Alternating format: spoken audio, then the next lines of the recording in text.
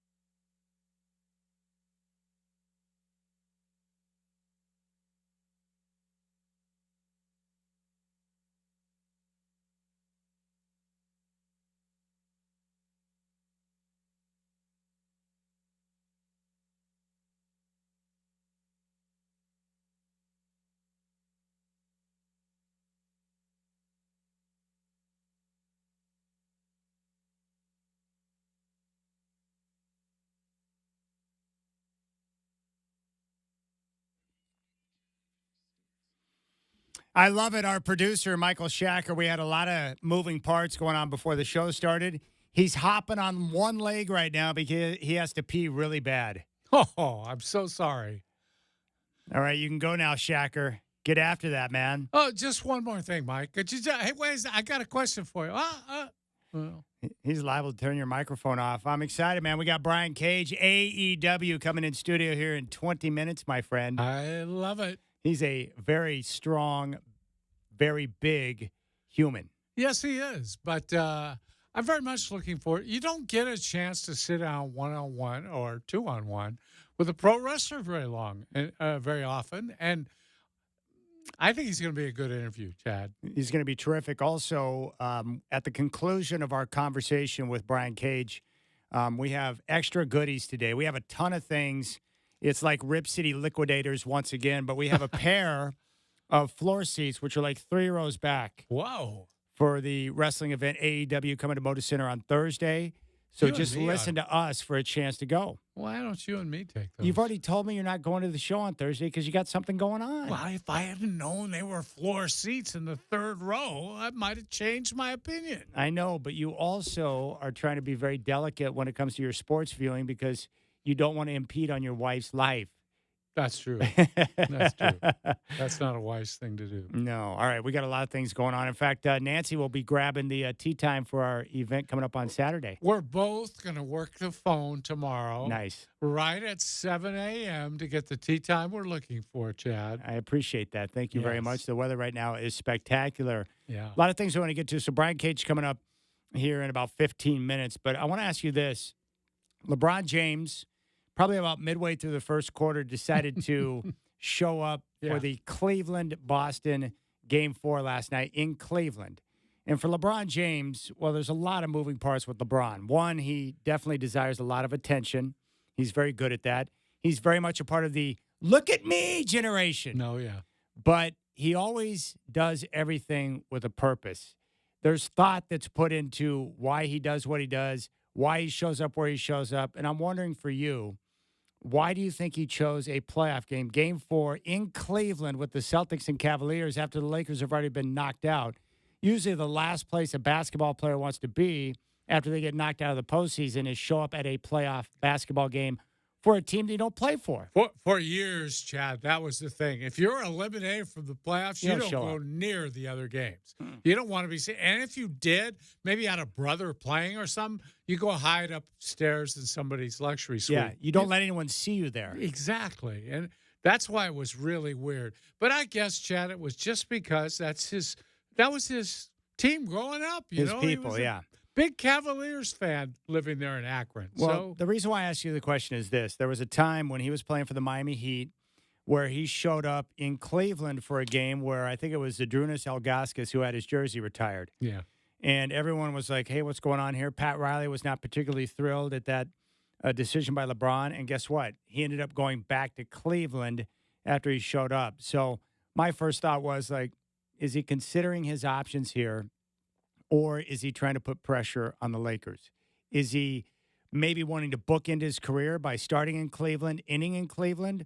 Or is he trying to communicate to the Lakers that, hey, I'm going to look around if you're not going to set things up the way that I want them to be over the next 2 or 3 years, the final 2 or 3 years of my career. So what's your takeaway on that? How do you read that from LeBron? Well, I think the last thing you said is the way I take it. He wants to make sure that he hasn't lost any leverage with the Lakers.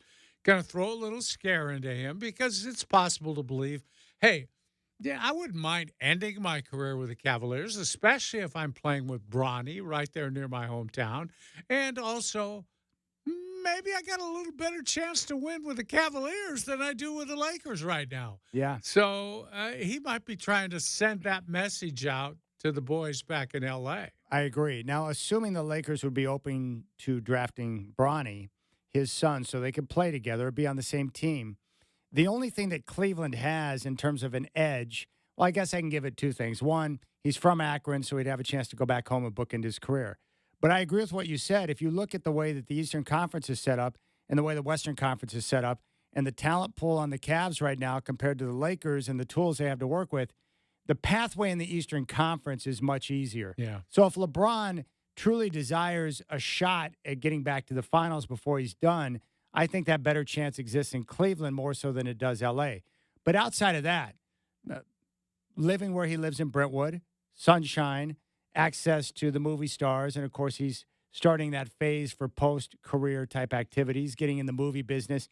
L.A. is the second biggest market in the country. That's where you want to be located. He's also building a new compound where he's spending, which is probably going to be spectacular. Millions of dollars. He tore down the existing house to build his giant compound. That's good money if you can get it. Yeah. Well, I definitely think. Do you think it could be strictly about Bronny? Like, hey, I want say on the coach, so get me J.J. Redick, and you got to draft my son. I want to fulfill my dream of being on the same team with my son. You got to take care of me. I think that's it. And I think he wants to make sure that all those things get accomplished. He wants J.J. Redick. I think he'll get J.J. Redick, his podcast partner. He wants Bronny. I don't think there's any question. They're going to take Bronny. They'll draft him. The way I look at it is if you're going to get in bed with LeBron and you want to sign him and you want him to be a part of your franchise, then you can't fight the wave, which is LeBron. You just have to embrace the fact that if you're going to get in bed with him, he's going to name his coach. Yeah. He's going to have a lot of say and input when it comes to your roster. He's calling the shots. He's calling the shots. If you fight that, then you're only going to have more frustration for yourself. The part I don't understand is if you're the Lakers, you get involved with LeBron, and then you're frustrated because he wants say on a coach, he wants input on the roster, and he wants his people around. Yeah. Don't get in bed with LeBron and then get frustrated because all the other stuff that comes with it that you should have known comes with it, right? Yeah.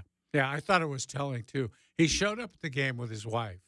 Now, he'll show up with one of his guys or by himself. Who knows? But his wife didn't look to me like she wanted to be there. I'm sure she probably... Yeah, there's things I can do at home that are more fun than getting on a plane and flying all the way to Cleveland to see some stupid game where I don't have a rooting interest. Yeah. Why would she care? But I think it looks more like thinking about relocating. Maybe we'll take a drive out and see where we can live. Yeah, because as Joakim Noah will point out, no one vacations in Cleveland. It's the armpit of America. It's a crap hole. They set their lakes on fire there. Yes. It sucks in Cleveland. People are crazy. Weather sucks. It sucks. They do No have the offense. Rock and Roll Hall of Fame. Yeah, good for them. I feel like they should pick up the Rock and Roll Hall of Fame and take it elsewhere. If the king wants that, he would probably get them to move it. Yes. All right, we'll keep things rolling. We got a lot of basketball to get to. 2 Game 5s tonight. Our 2 favorite series: Knicks, Pacers, Nuggets, Timberwolves. But first things first, Brian Cage is going to be in the studio next. Yes. AEW coming to town on Thursday. Your chance at floor seats after the conversation with Brian. Keep it locked in on 620 Rip City Radio. And by the way, we do have a 4-pack of tickets for the Portland Thorns. First caller through at 503-248-0620. Call now, 503-248-0620. That's your telephone number. A 4-pack of tickets for the Thorns. We have 3 4-packs to give away. So if you want to see the Thorns in action, call now. First caller through at 503-248-0620. They're going to be taking on the North Carolina Courage June 8th at Providence Park. You can have a great time, and thanks for listening to Rip City Radio. 503-248-0620 for your tickets to the Thorns. Brian Cage is up next.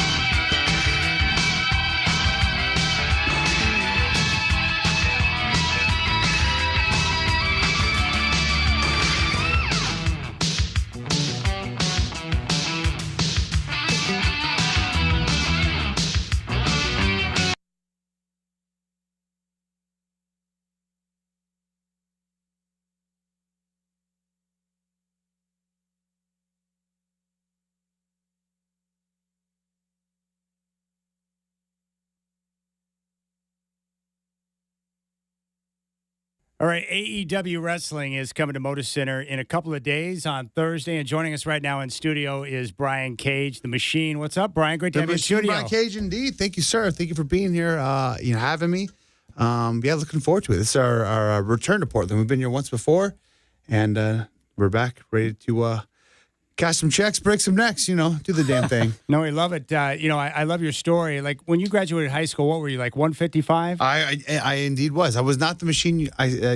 Standing before you right now. I was. I don't even know if I was a micro machine then. I was just a normal, human, I guess, so to speak. Oh, I've heard you say before that you were a wrestler that just happens to bodybuild. But what was that starting point for you where you're like, hey, I want to get into taking care of my body, transforming the way I look, get stronger? Like, how'd that process start for you? So that line, going back on that, yeah, it's not. Everyone will look at me when they didn't know who I was, and they'd see me and go, oh, great.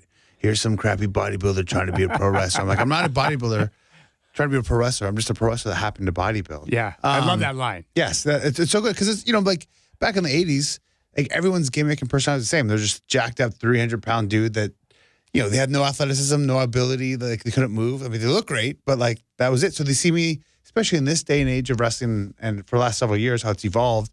There's so much more, athletics and crazy moves and the stuff we do. So they're thinking, great, this guy's got the freaking dexterity of a 1980s glob figure. Like he ain't gonna be able to do anything. And then they see what I can do on top of how you look, and they're like, oh my gosh. To go back to the question, so I always wanted to be a wrestler, and it was never like a plan to become like the size or muscularity that I was, but I knew I wanted to look the part, be the part, act the part. So after I graduated high school, I was like, you know what? And I backyard wrestled like a lot of normal pro wrestlers did in that heyday. And like a lot of my friends that did it with me were like, 130 pounds. So relatively, I was the big guy, but I'm not big at all. So I was like, you know what?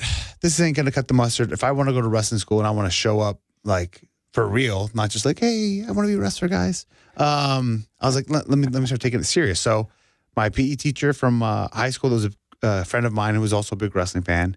He'd open up the weight room, and I'd wake up every morning, 7 a.m. in the summer, and I would jog probably over a mile to my school. And then he'd open up the weight room, and I just started training, and I just fell in love with it. And I dedicated it all to like just my passion, desire to become a wrestler. Like, so then I just started eating better and eating more. And I just dropped soda like that. I was like, as soon as one meal actually, and I was eating pizza, I couldn't, we were on this big road trip watching a bunch of wrestling shows, and I just ran out of money. So I couldn't afford soda.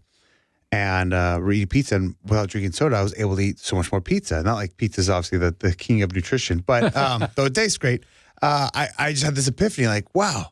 I mean, soda's just sugar and empty calories, and and I could eat more real food to gain more size. I go, I'm never drinking soda again, and I literally never drink soda again. So that was when I was 19.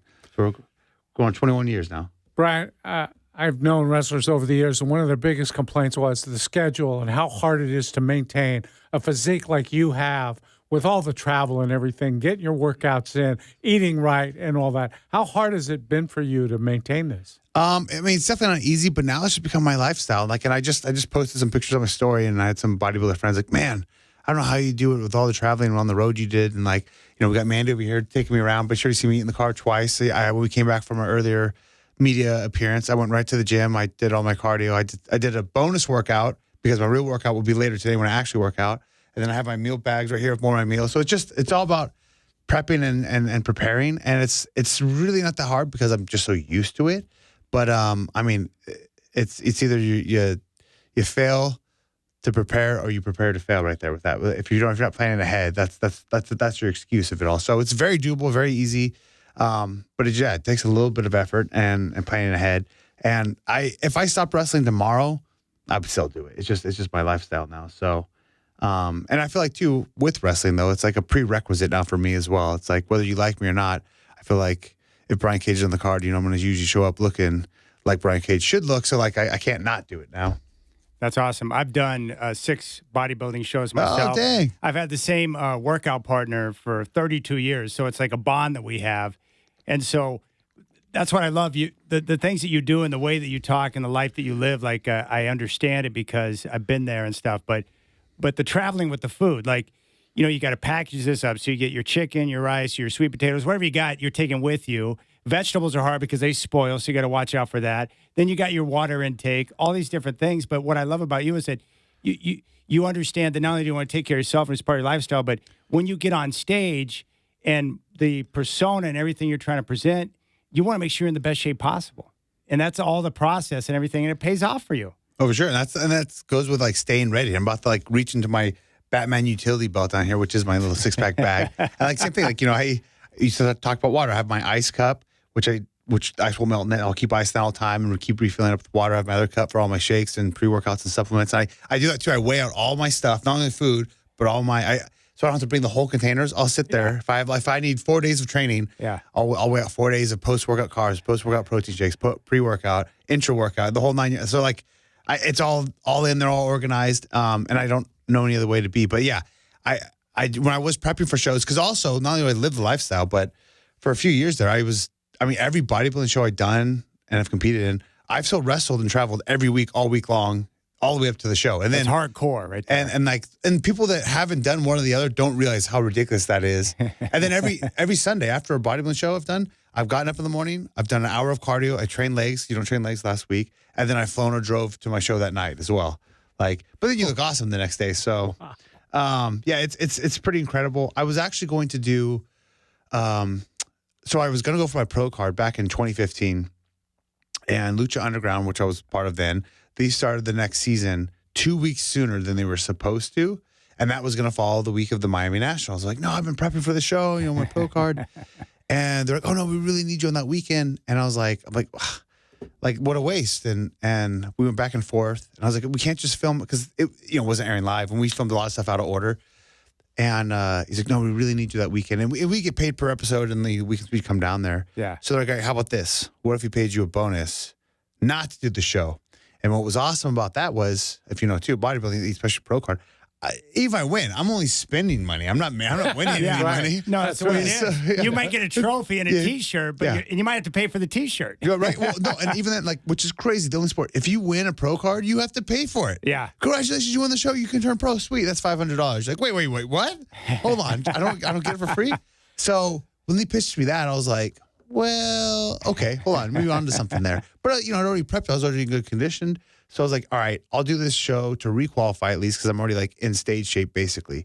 And then I had another contract obligation with AAA, who worked with Lucha Underground at the time, a few weeks later. So then a few weeks later, there's a new show in LA, and how it was going to fall, I was like, I could do Lucha Underground because how we taped it.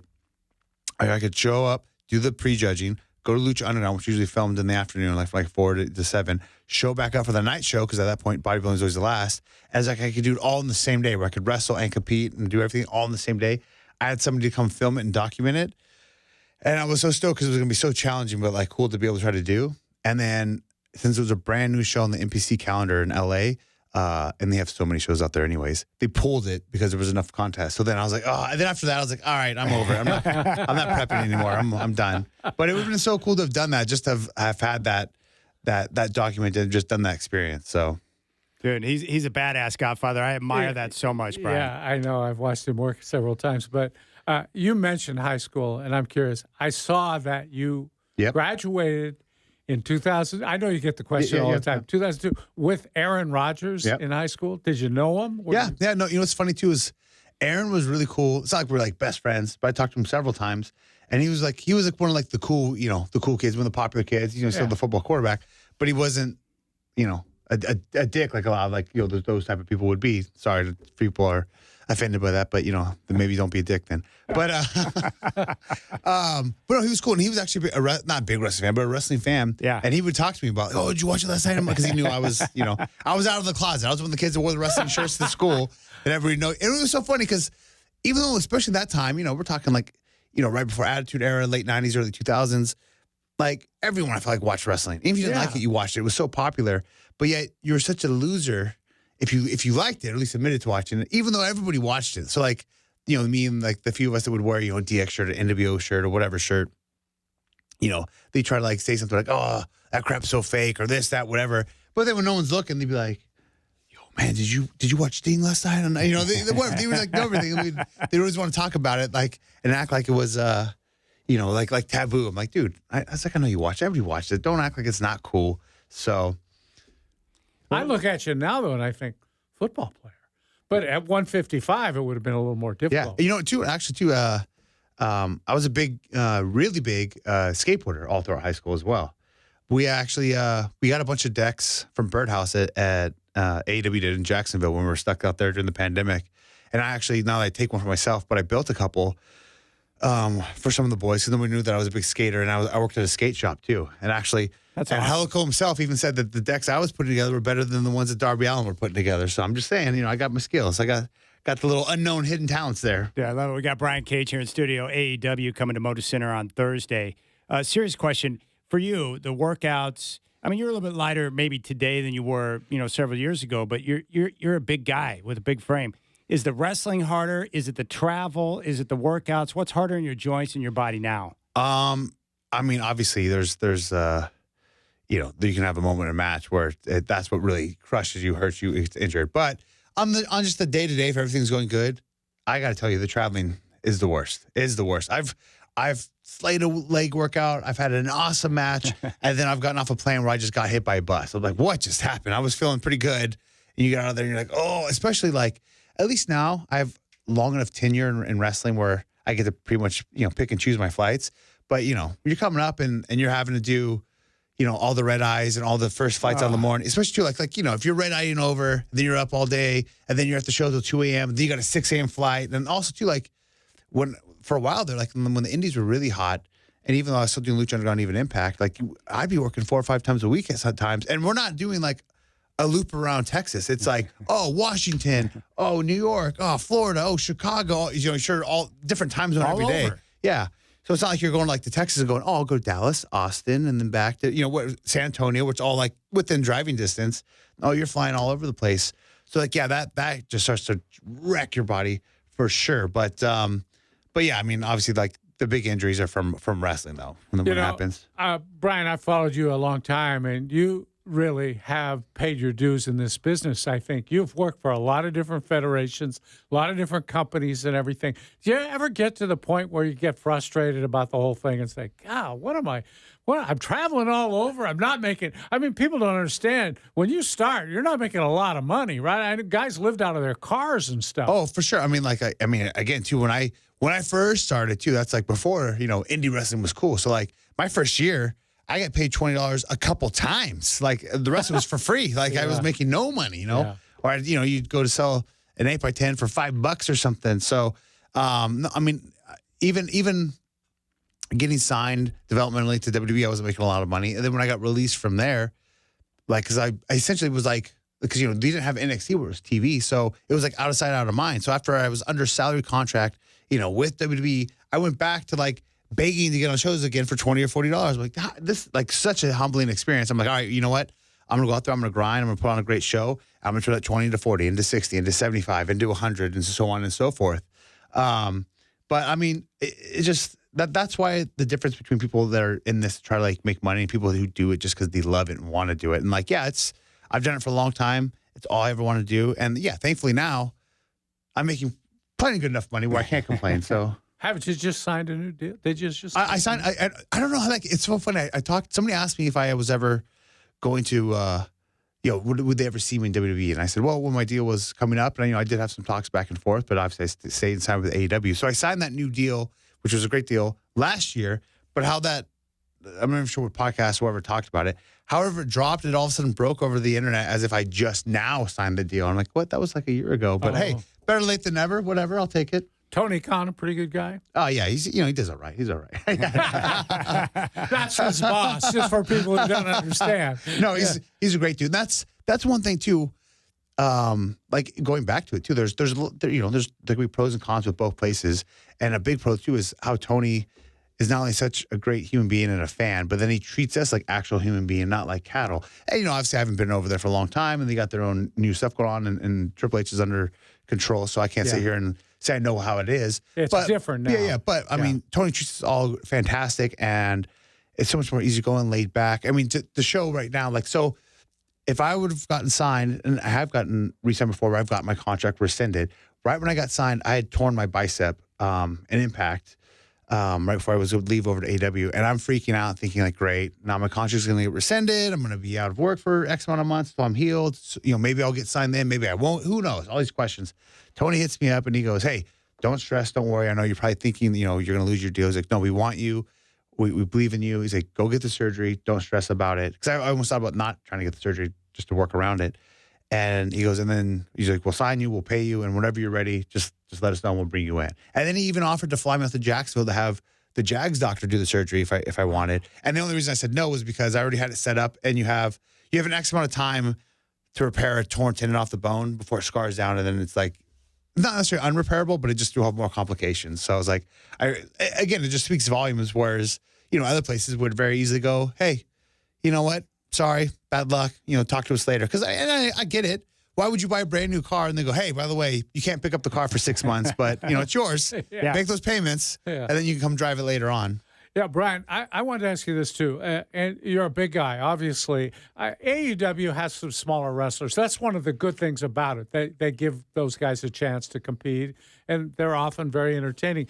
But as a guy who's big, how hard is it to put some of those guys over? I mean, I know this is an inside question, kind of, but you're a big guy, and a lot of people can't buy the fact that one of those little guys can beat you in the ring. But you always seem to pull that off and make it look like, yeah, I see that. And I do agree with what you're saying. I understand that too. And again, going back to it, I was never trying to be like this big guy, and obviously too, I'm not like some big 7-foot monster either. Right. But my work rate and my work ability, I've always tried to be like captain versatility. So with that being said, like whether you're big, small, in shape, out of shape, green, great, female, male, whatever, I've always been like, look, hardcore, death, whatever. I was like, I want to be able to work every single style and be good at it, even if I don't like it. Like actually intergender wrestling, I'm not always, it's for the same reasons of like believability. I was never a huge fan of it, but I feel like, I'll toot my own horn, I have some of the best intergender matches that there's been. I've really made a lot of girls like Tessa, like Jordan Grace and whatnot. And I've gone out there just to show, like, look, I can do it. And even for someone at my size and stature, can make it entertaining and somewhat believable. So I feel like that is an attribute that's, I guess special to me. But yeah, it doesn't mean that it doesn't get frustrating when it's like, all right, come on, man. Like, how is, like, don't dumb me down too much, or like where it takes away the specialness, because that is one thing too, where obviously you should never be too good to put over anybody. But also, like, I feel like throughout my time and throughout other places and whatnot, I feel like whenever I have taken an L or loss, it's meant something, it's mattered, or it's made somebody. Storyline. Yeah, right? exactly. So like, if that's that, then that should be the case, especially if you just come out, like, if somebody sees me and they don't watch wrestling at all, they don't know anything about it, but obviously see me and they're like, "Oh, dang, whatever," and then like, "Wait, how's he losing?" Like, they don't make sense of it. I get where that'd be like, okay, they're confused or doesn't make sense, or they don't like it. But that way, if it doesn't happen, and you can build up to it, then if I beat a Darby Allin every single day, twice on Sunday, and then he finally overcomes, the David versus Goliath story, which is a very easy story to tell. Then obviously, like, oh, now that win just matters and it means so much more. Whereas like, if you just lose right out the gate every single time, it's like, oh, cool, like it's a great match, great performance, but then you don't have that emotional investment that you can get, if you do it the other way. Yeah. We're talking with Brian Cage, AEW Wrestling, coming to Moda Center on Thursday. At your age, what are you, 40 now? Yeah, I just turned 40, yeah. Is it harder to get opportunities at that age? Or what do you see in AEW with that? You know what? It's so funny. Maybe if you were asked me 10 years ago, I would have said yes, but I feel, and not only just because, they're small guys, I still feel like I feel great. I don't feel like I look my age. I feel like I'm still in better shape and look better than the majority of people in the business, period, no matter if they're younger or older. So, yeah, I don't feel like that's a factor at all for me. Like, were you always as acrobatic as you are now? Could you do that stuff at a smaller size, or did you have to learn? I mean, some of the stuff you guys do is a little bit scary. Funny enough, too, like, so since I started out, and I was always fit and in shape. But funny enough, yeah, even when I was smaller, that's when I thought, like, oh, he used to be smaller, so he did all these flips. I never did those flips then, which was crazy.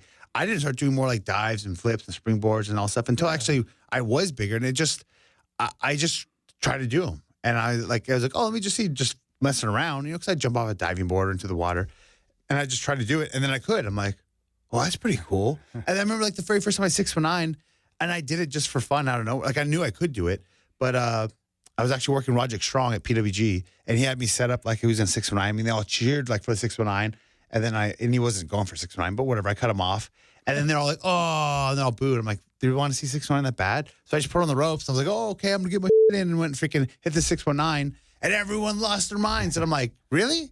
Like, and nobody could believe. I go, "That was easy." I'm like, "Oh, okay." So like, I would just start to do that stuff more and more often, and I felt like that's what stood me out even more because people wouldn't expect that, or you know, I've ever seen someone at my size or my look doing things like that. Who's the best guy you've ever been in the ring with? Oh,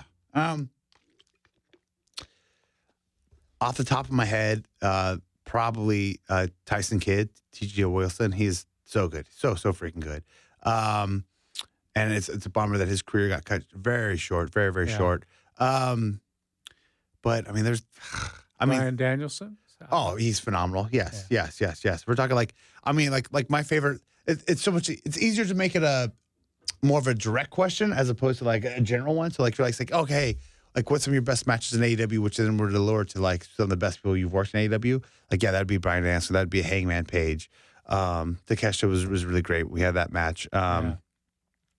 Somebody not in AEW that I think is probably the best in Japan that doesn't get the recognition he deserves is the former GHC champion Nakajima. I loved my match with him. I think he is phenomenal. I think he's the best striker and kicker in all of wrestling. I mean, there's so many people. I just did the Roger Strong match too. He's so good. He's really good. Hold on. We're going to come back. We got some set up, so we're going to come back. We got more time with Brian, and to celebrate Brian Cage being in studio, we have a pair of tickets.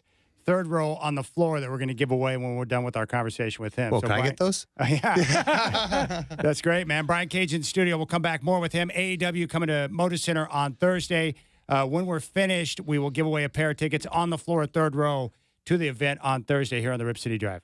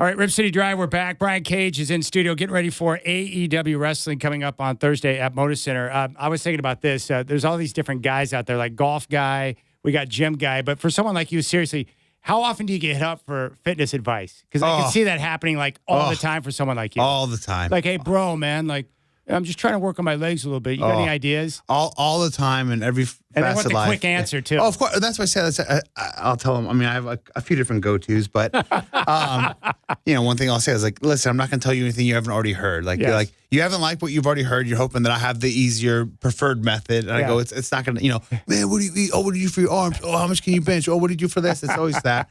And even when someone really asks you, like, sincerely. You know right away who's actually serious about it, who really wants, like who's actually going to apply it. And even then, even if it's people in the business too, or whomever, what I'll even do now is I'll tell them like, okay, hey, especially if they're like already started or whatever, like, what are you doing? What are you training? What are you eating? With this, that, whatever. I go, write it all down, send it to me. Cause now you have to do some work. And then 9 out of 10 times they usually don't. So why would I put forth any effort? If you can't put forth that effort, that shows me you're also not going to use it. But when someone actually does, you're like, oh, okay, this person's actually serious. They're actually trying to make a change, trying to commit to something. And then so I'm like, okay, then I'll actually do it. Even I remember when I was back in the early days of indie wrestling, and people would start to kind of hit me up, and I would start writing different programs for everyone. And of course, nobody ever used them. And then I was like, I was insulted. Like I wasn't trying to rip anybody off or anything, but I'm like, how's nobody going to, they're just going to waste my time. So then when people would ask me, like, give me $20, and they'd be like, oh man, really? I go, if it's not worth $20 to you, that's just telling me you're not going to use it anyway. Exactly. So why should I waste my time and effort? Like, just like, why even waste your time asking me when you know it's a waste of your time? Like, I got it. That's so true. I wanted to ask you, every wrestler's got a dream match. Is there somebody out there that you haven't had a chance to be in the ring with that you'd love to go with? so I have 3 answers to this. So the all-time magical dream match would be primetime Shawn Michaels, which obviously can't happen. Yeah. The dream match that I've had since like I've started, which I thought would be possible, but maybe the door's closing on that one, has always been AJ Styles. And then the dream match that I have within our company when I first signed, which almost happened a couple times, is Kenny Omega. Really? I'm surprised you've never, because he was indie for a while. We've never. And the indies too. I was only on a couple of shows with him. Obviously, we didn't do anything. Same with AJ too. But like, we've never crossed paths. And actually, last year, I was doing this 2-week tour in Australia, World Series of Wrestling, phenomenal place down there. And I was coming back home, and I get a call in the middle of the tour because I had that weekend off. I was flying back in on a Saturday, and I got a call from Tony asking me to come in on to that Collision. He's like, hey, can we switch your flight and bring you to Collision? And I'm like, yeah, sure. In my head, I'm like, no, I don't want to. Like, I just been traveling around this continent for 2 weeks. I'm going to go home, But I'm like, sure, yeah, whatever. He goes, yeah, I want to give you a big win and set you up for a match on Wednesday. And I go, okay, what are you talking? And he goes, well, let's just say it's going to be a dream match. And I'm like, shut the front door. Are we talking Kenny Omega? And he just like put like a smiley face. I'm like, oh, so I'm so stoked. That night, I freaking tore my quad tendon, my left knee, and I still flew back. I missed a couple shows. I did the last show in Australia. It was just a squash match with a local guy because I couldn't do a normal match. I taped it all up and just to see how well I could move. I thought it would give me a lot more confidence. It did not. It destroyed my confidence. Like that, I couldn't do anything. So I still flew to Toledo, Ohio. Tried to work with tried to have the matches up for Kenny, and the doctors weren't clearing me. And so long story long. It didn't get to happen, but it was that close. And I know I did get to have the little bit of something with him in the street fight we did. There was a big 4-on-4 street fight deal, but and now he's been out. So hopefully he comes back sooner than later, and we can make it happen. Hey Brian, what is that moment for you? When you hear football players talk about coming off an injury, maybe an ACL or some type of knee injury, it's always that first hit where they get popped, and then they feel like, okay, I can do this, right? What is that for a wrestler? Is it a move in a ring? When's that moment where you can trust that body again after coming off an injury? It's weird too. Well, it's funny too because even that happened. I still did the rest of the match. Like I knew my knee was jacked, and I was like, and I keep shaking out. And the longer the match went, I'm like, this isn't good. This isn't good. And it kind of goes with that feeling of wrestling too. We're like, oh, the show must go on. And of course, you never want to admit that you're hurt. You're always hoping for the best, or you can work around it or whatever. In my mind too, I'm like, I was going to train legs tomorrow. Damn it! But and it feels like, when am I going to trust this again? And then it's just kind of like, I don't know. You just, at least for me, I just, I do everything under the sun too when I get hurt to try to recover or rehab and get back to it. But there's always just like kind of a gradual, like, okay, I think I'm good. And like, you're like, just kind of go for it. Like, oh, I'm fine. Like, there's not like a big turning point or like a big check mark for me. I just feel better. I'm like, all right, we can do it. And then there is always, you want to overcome. So like, say if you did, it's not what happened, but say if I backflipped off the top rope to my feet and I freaking tore something, then you almost want to like, I got to do it. I have to I have to overcome it. Even if I only do it once and never again, it's like, I don't want to be defeated by that. I want to overdo it. Just be like, I won, and then move on. A lot of people ask me, and I don't know what to tell them, but inside the business, what makes a great wrestler, like a Kenny Omega? What qualities do those guys have? Just so people can kind of understand the business a little bit better. So there's different ways to answer that question as far as what makes a great wrestler. Because obviously, as far as, and I got some flack too about saying how phenomenal the match was with Bryan Danielson and Will Ospreay, because that was the best match of the year. Yeah. Because that there's like the sports based part of it, and there's like the sports entertainment based part of it. Of course. Right. Obviously, because like you got to be a great storyteller, a great charismatic, great on the mic, and that's what draws the general masses and the people, right? But obviously, like for me and loving pro wrestling so much, like the root of it, I mean, you got to be a great performer in the ring. You got to be a great athlete. Like that's the great act control. Like, hey, you're a professional athlete, go out there and kill it. So like somebody like Omega, who has got plenty of attributes all around, but just everything he does in the ring is so smooth, it's so flawless, it's so like in there, it's just so great. So like when you watch a match, even if it's a phenomenal match, if it's just one off, there's nothing built. You don't watch a match and go like, oh, like that was the person was so charismatic and that's what made the match so great. Like, no, you watch it, and if it's like a New Japan match or whatever else, you're like, holy crap, that was a hard hitting match. Like again, it takes it to where you forget that any of it is a possible work, and you buy into it and go, oh man, this is real right now. Yeah. It's not just entrance music and catchphrases. Yeah. Because there's guys that do that. Well, for sure, which works. There's never just one flavor of ice cream. Yeah. But like down to at least for me, and the freaking bold underline for it is your in-ring performance. Like that's a pet peeve of mine too. I hate when people have bad finishers. If your finisher sucks, I'm always like, it's such a as a fan, it's a big pet peeve for me. I so know what he's talking about. I like that. He's connecting with you right now, isn't he, Godfather? Yeah, well, I mean, I watched for years, and people tell me, oh, Hulk Hogan. I get it. I get that whole scene, with him. But don't come at me with like a leg drop as you're finishing. I don't want to see the elbow drop. I can do that, okay? Yeah. I can do that. I get you. Especially in this day and age. Like I said, everything evolves. So like, right. And I use that too when some people be like, oh, we didn't have to do all these spots or all this stuff, back in my day, not throwing any shade, but like I said, I was a big skateboarder. Look at the X Games years ago. Look at what they're doing now. It's unreal. It's something you can't even do in Tony Hawk Pro Skater on PlayStation. I'm like, it's unbelievable. So like, why would every other sport evolve, but not wrestling? Of course it has. So it's just how it goes. All right. AEW coming to Moda Center. It's going to be on Thursday. What's your favorite number? 8. All right, caller 8 right now. We'll get a pair of tickets on the floor, 3 rows back from the ring, so you can see Brian Cage, 503-248-0620. Caller 8 right now, 503-248-0620. Real quick before you go, who are you going to be facing on Thursday at Moda? I do not know. I just know I'm working Swerve tomorrow night in Everett, and I'm going to crush him, and then I'm going to show up. That's like home court advantage for him. Yeah, we're going to burn his house down. I don't care. Then we're going to roll on into Portland, and we're going to own the show. So we'll see. We'll see. Brian, we appreciate it, man. You're the real deal, and you're an inspiration to me, and I know the Godfather loves you. So thanks for your time, man. That was Thank awesome. You guys. That was a fun chat. Very fun chat. You approve of that, Godfather? Yeah. Oh, absolutely. All right, Brian Cage. It's AEW. Call now. Caller 8, 503-248-0620.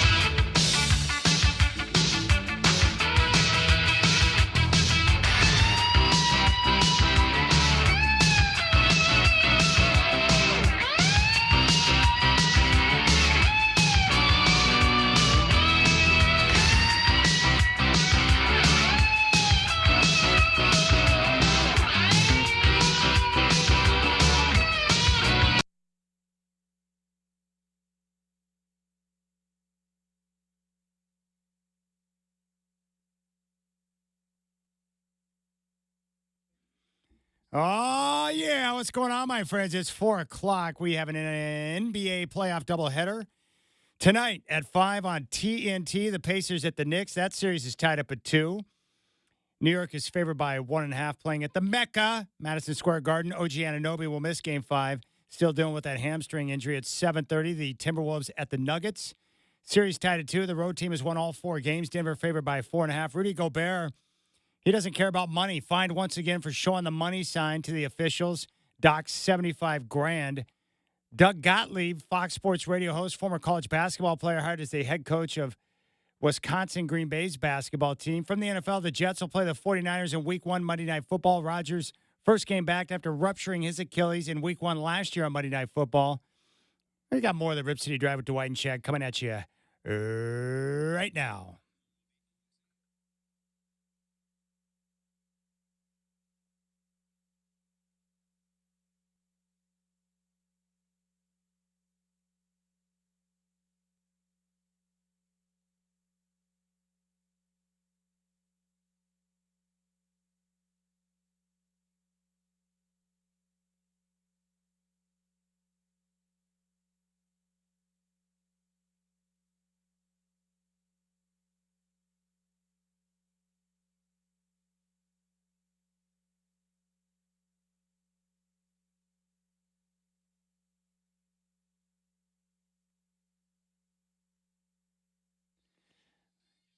If I was wasting my time.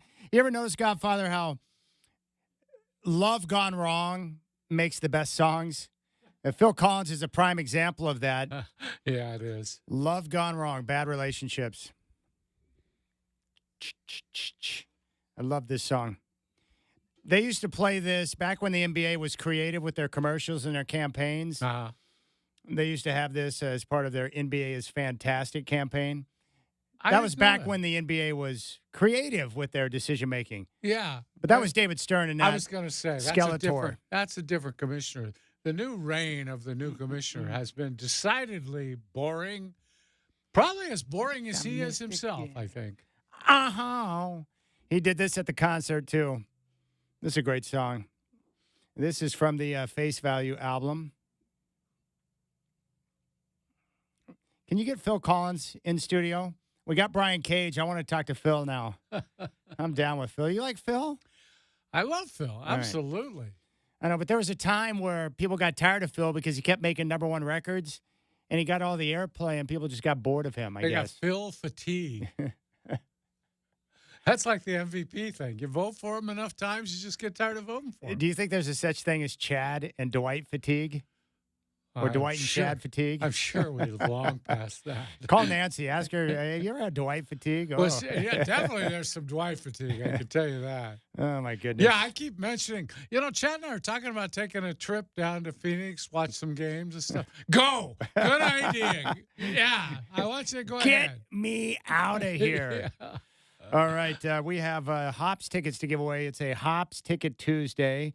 We were just out at the ballpark last week and looking outside right now. Can I tell you again how much this weather just makes me happy? Yeah, Waking up this morning, seeing the sunrise and the blue skies and the warm weather, Yeah. popping on the shorts and hitting the golf course. It's like, I need more Very of that. nice. Yeah. It's spectacular, Godfather. Yeah. Just like I've told you every day. Makes me wish I was here all the time in this kind of weather. The funny thing is, right now, we're all freezing our balls off here in the studio because they got the air conditioner turned on. Michael Shacker is wearing thermals right now. It's cold in here. Well, it's even colder in the control room. So I know. Shaq is dying in there. He's like, dude, I got the thermals. And I forgot who it was. I think it was him and Nigel. They used to fight over the thermostat all the time in the studio. And now that little thermostat deal on the wall over your shoulder doesn't even work. Yeah, I know. It's like a fake thing. Yeah. You turn it up, it doesn't matter. Turn it down, it doesn't matter. Like I honestly, in my entire life, and how old am I? 48, almost. I'm my, getting you're closer getting to up 49. I know.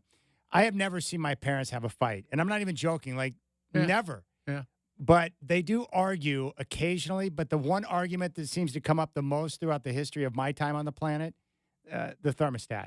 My mom's always cold. My dad's always hot. Yeah. And it can be like 70 degrees outside. My mom's like, why don't you go out and get some wood and build a fire? My dad's like, why would we do that? It's 70 degrees outside. It's just funny how No, it's the same in our place. I'm man the one and that's woman. Are you warm or cold? cold. And Always. Yeah. she's okay. Yeah. It's always she's turning it down. I'm turning it up. And then, of course, the other great fighting element for couples. What do you think we should eat tonight? I don't care. What do you think? I don't care. And then before you know it, it becomes a full-blown fire. How often does that happen with you and Nancy? It happens. On a yes. regular basis. She'll ask me what I'd like, and I say, I don't care, whatever you want. And it's like, I asked you what you wanted, that kind of thing. Yeah, and if you don't give an answer, you're screwed. Yeah. And if you give the wrong answer, you're screwed. Yes. You can't win. You cannot win, Godfather. Now, Shacker probably doesn't have that problem because Brenda, his woman, is like a phenomenal chef and baker. She does it all. Brenda made dinner for us last night. Shacker came in with two large bags. He's like, oh, she made too much. I don't know what to do with it. We don't want to go to the waste. It was like some type of like steak soup or tri-tip. Soup. Very good. Yeah. Yes. Yeah, very good. You know where to bring it. Yeah. The Godfather will take care of it. Yeah, there's no discussion. It's whatever she wants, she makes it. I do the dishes. Well, I'll tell you what. She is a dessert expert. She could be a dessert chef anywhere. Her stuff's really good. Yeah, I felt bad I didn't have any desserts to share yesterday, so I had Well, to you go should, to the main and course. I want more. Yeah, what's up with that? You brought in desserts. What was it you brought in that one time? It was like bundt cake or some type of cupcakes or something? Yeah, there was cupcakes, chocolate cake, Yeah. award-winning chocolate cake. Award-winning Yes. chocolate cake. State fair. Big I time. took it home and my daughter mooed it down, and then she got a sugar rush, and it was difficult for her to fall asleep. I'm like, well, that'll happen. But she said it was delicious. Yeah. So thank Brenda for that. All right, will do. Because when kids don't get the proper sleep, then dealing with a teenage daughter in the morning when it's time to get up for school, problematic. Oh, man. Problematic. Yeah. Okay, 4-pack of tickets for the Hops so you can sit in the Rip City Radio row. We'll take caller 2 right now. Fire away, 503-248-0620. 503-248-0620 is your telephone number. Hazeldale! 503-248-0620. Philida! Camas! What about Ridgefield? Ridgefield! Thank you. La Sinner! Call now for your Hops tickets. A 4-pack to sit in the Rip City Radio row. All right, Game 5's tonight. Knicks, Pacers coming up in just under an hour, Godfather. How much is fatigue and injuries going to play a part in this game tonight?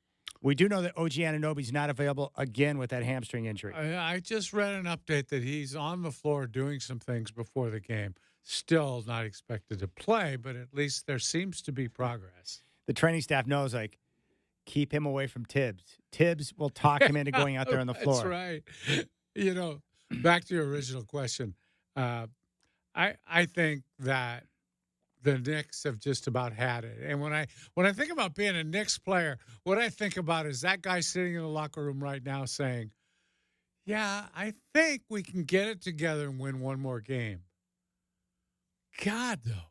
2 more games, including one at their place, and then one back here, all that travel, not a lot of rest.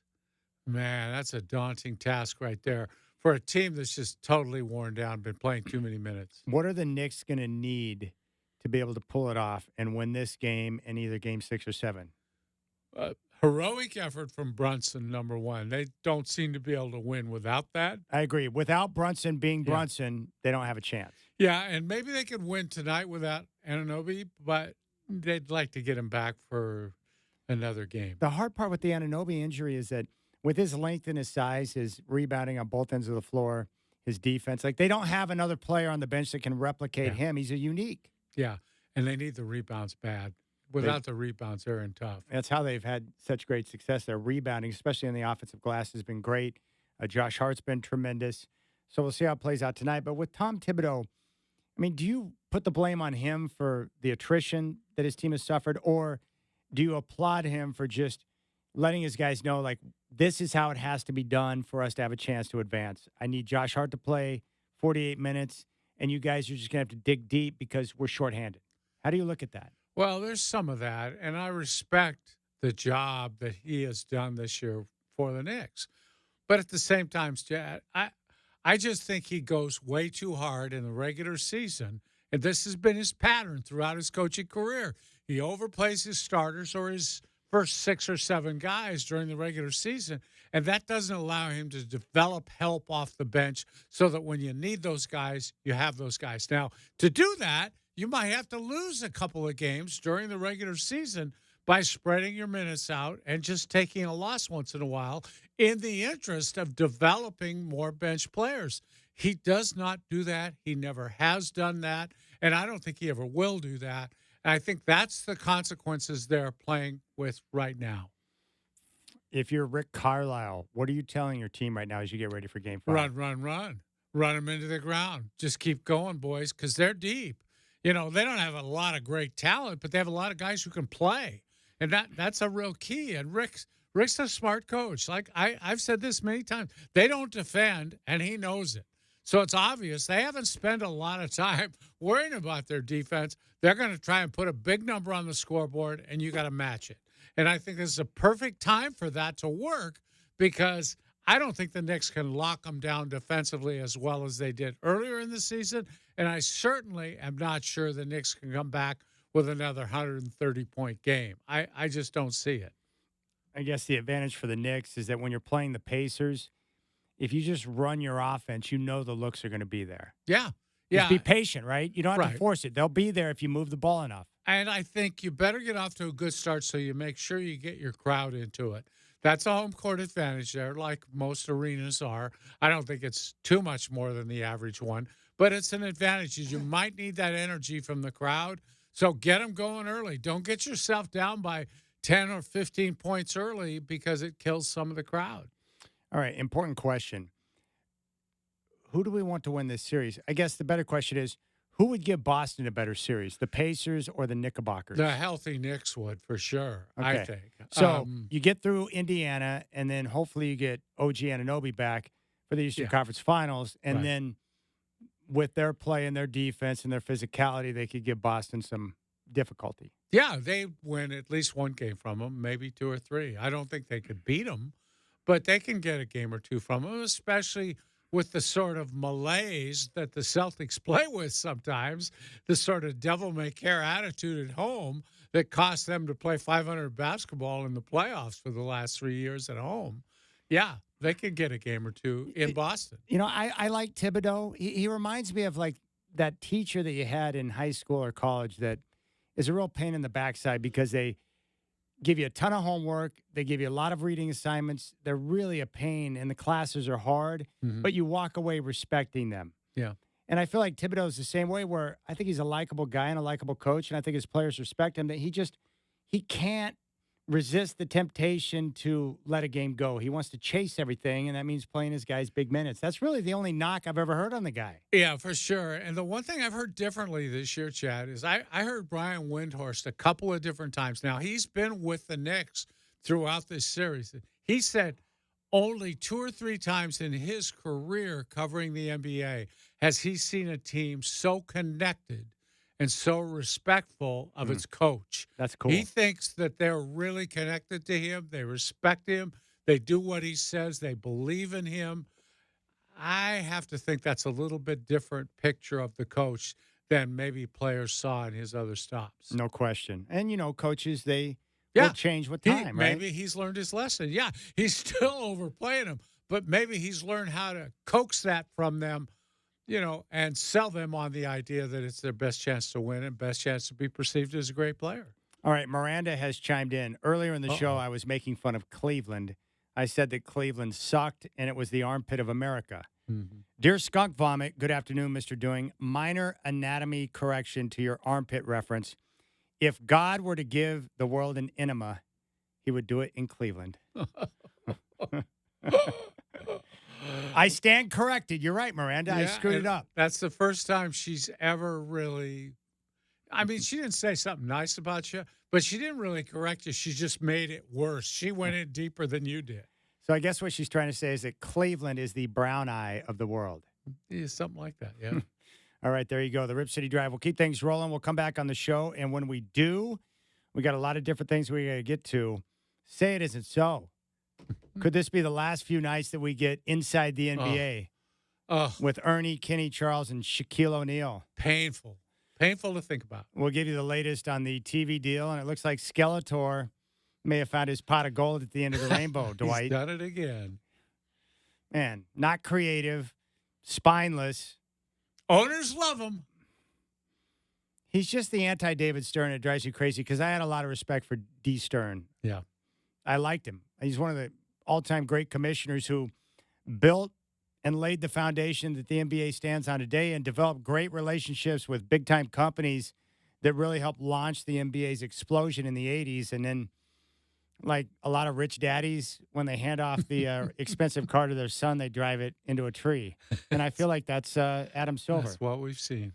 But every time I criticize Adam Silver, Peter Vesey gets mad at me because he has a lot of respect for Silver. We don't. There you They're go. boys. What can you tell? Yeah, I mean, that's it. They're friends. All right, we'll keep things rolling. We'll come back and talk about this NBA TV deal. And more importantly, what does it mean for your Portland Trailblazers? Some charities might be smiling in the future, Godfather. Well, we hope so. Yeah.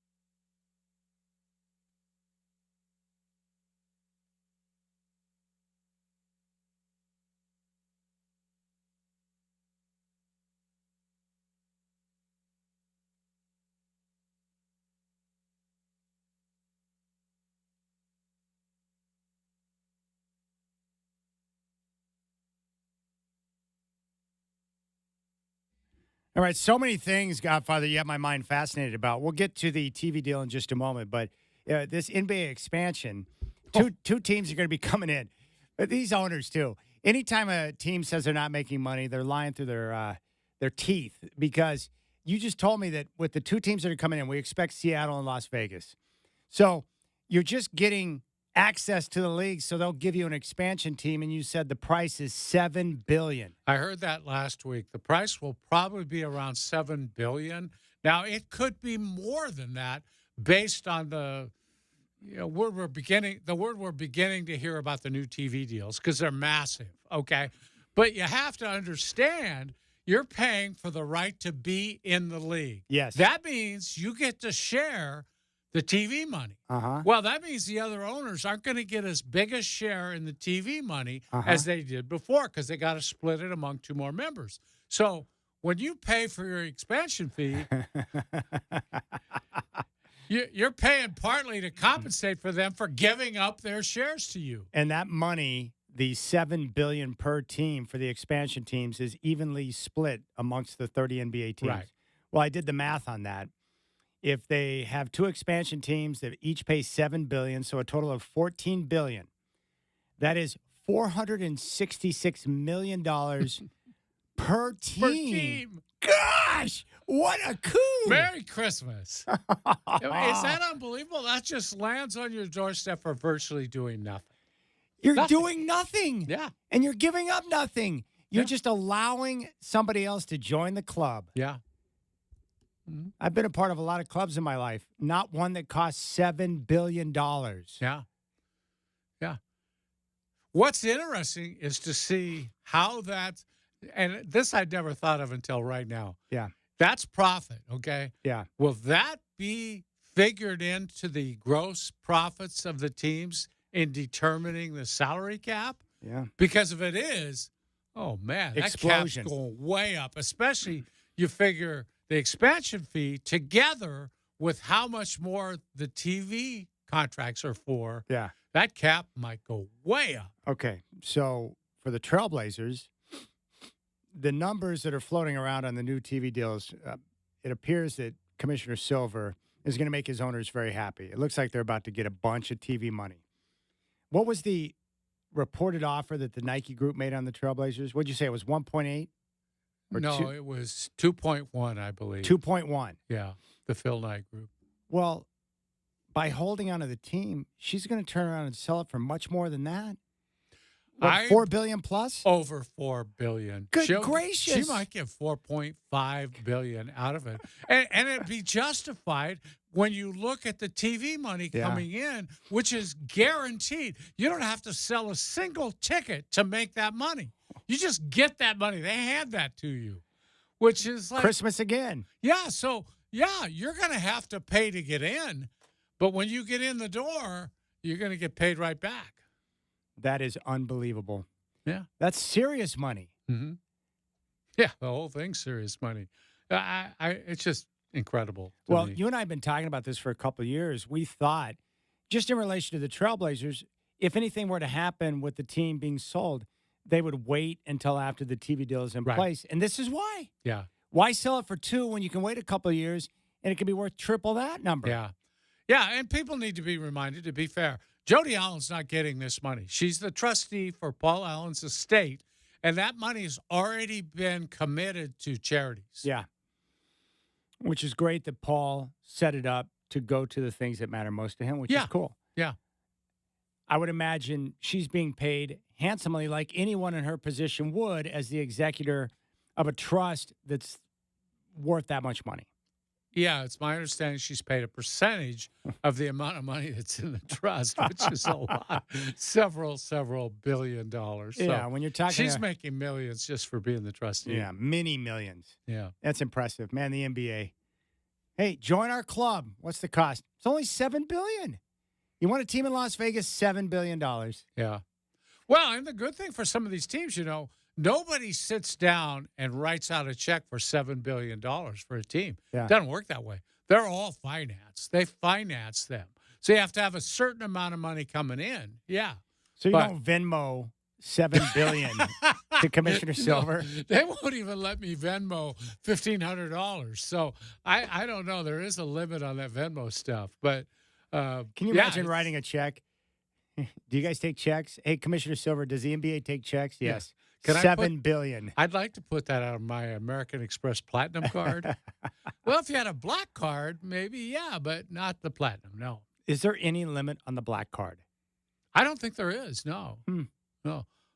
I've never even seen one other than a commercial once in a while, but no, I don't have one. I have a Platinum card. Boy, do I owe those guys a lot of money. Yep. All right. I'm still trying to recover from those numbers. Like, that's just silly money. Play money. You're playing Monopoly. Oh, they don't give you that much play money when you're playing Monopoly. Wow. What a life. What a life. All right. Different things we want to get to. We do have some details here. Bill Simmons tweeted out, and this is not necessarily good news to those who love Inside the NBA, but he is reporting that the TV deal the NBA is about to agree to is going to involve NBC, Disney, which means ESPN and ABC, and Amazon as your primary streamer, which means no more Turner, which means my entire life of watching basketball is now going to be turned upside down, which also means no more Ernie Johnson moving forward and no more of Inside the NBA with Ernie Johnson, Kenny, Shaq, and Charles. Right. That is wild to me. Right. That's going to be hard to give up because it's one of the best shows of all time for sports in terms of what I've watched. But here's what I've learned about sports changing networks. I grew up with the NFL on NBC. I was a huge Dick Ehrenberg fan. The Broncos run NBC. And so when they moved to CBS, I was like, oh, this is going to suck. Yeah, they had Bob Costas, too. That was Yeah, they had O.J. Simpson. He was good before he started Pat whacking Riley people. was even one season on NBC. He was, Pat Riley. They had Peter Vesey. They had some good crew. Hannah Storm back in the day as a sideline reporter. Bill Walton, Steve Jones did some work. Yeah. I don't want to lose Inside the NBA because it's a great show, and I love those characters and personalities and the way that they speak so openly and raw and real, which I think is what makes the show great. But I've learned that whether the NBA is on NBC, CBS, TNT, or whatever, these networks tend to do a pretty good job. Yeah. So, yeah, not too worried about it. I'm also excited about Amazon getting involved in the streaming activity because from what they've done the last couple of years with the Thursday Night Football package, I'm confident that their platform can give us clear streaming. I've been pleased with the Thursday Night Football. And then, of course, you'll still have ABC and ESPN. But saying goodbye to Inside the NBA is going to be a rough one because after the games, like these playoff games, I love watching the end of the game, and then they go straight to the studio so we can hear what the guys have to say. Yeah. I enjoy that. It's the best pre, post, and halftime show I've ever seen. I don't think there's ever been anything better than those guys. No.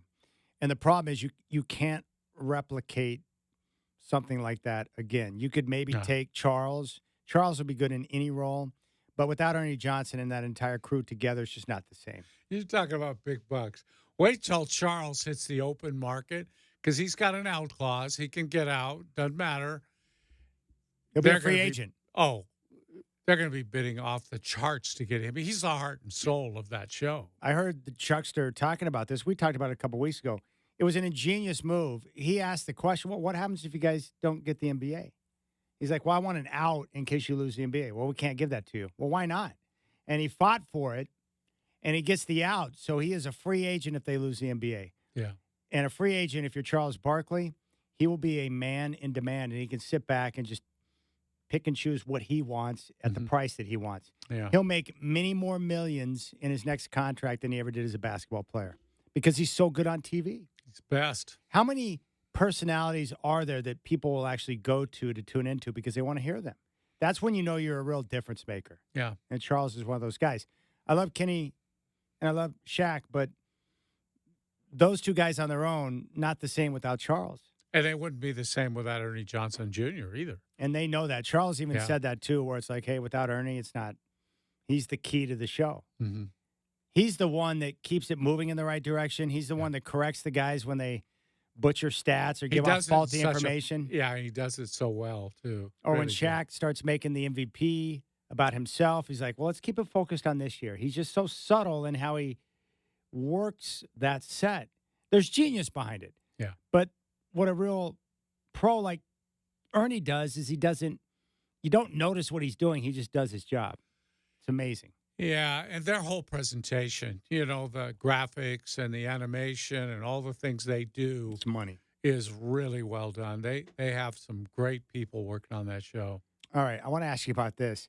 There's a report out that Bronny James could be a late first-round pick because, according to Woj, teams would perceive him as a value for their G League team because fans would want to go to G League games to watch him ball. Yeah, right. Well, first of all, I don't think they would. Maybe they would, maybe they won't. But in light of the money talk we just did about the NBA teams, do you think any of them care how many people their G League team draws? They don't care. It's not a factor. In fact, a lot of them probably enjoy having the crowds be smaller because if you get bigger crowds, then you have to charge more to get in because you got to pay more security people, more ushers, more ticket takers, everything. And you might even need to move to a bigger venue. They don't want that. If they wanted that, they'd draft Caitlin Clark to play for their G League teams. And she'd be a bigger draw than Bronny James is going to be because he'd play a few games. People would realize, I don't even know if he's starting for that team. And he probably wouldn't in light of what we've seen from him from college days. Not worth going. It would seem to me, and tell me if I'm wrong, but the real value in drafting Bronny is that you might get his dad. Of course. And if you don't get his dad, you can trade him to a team who thinks he can get his dad. I mean, that's the thing.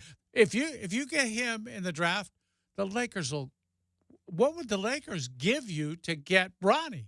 They'd have to give some because they got to get LeBron. But see, this is the real problem with LeBron making his son's career all about him. Of course.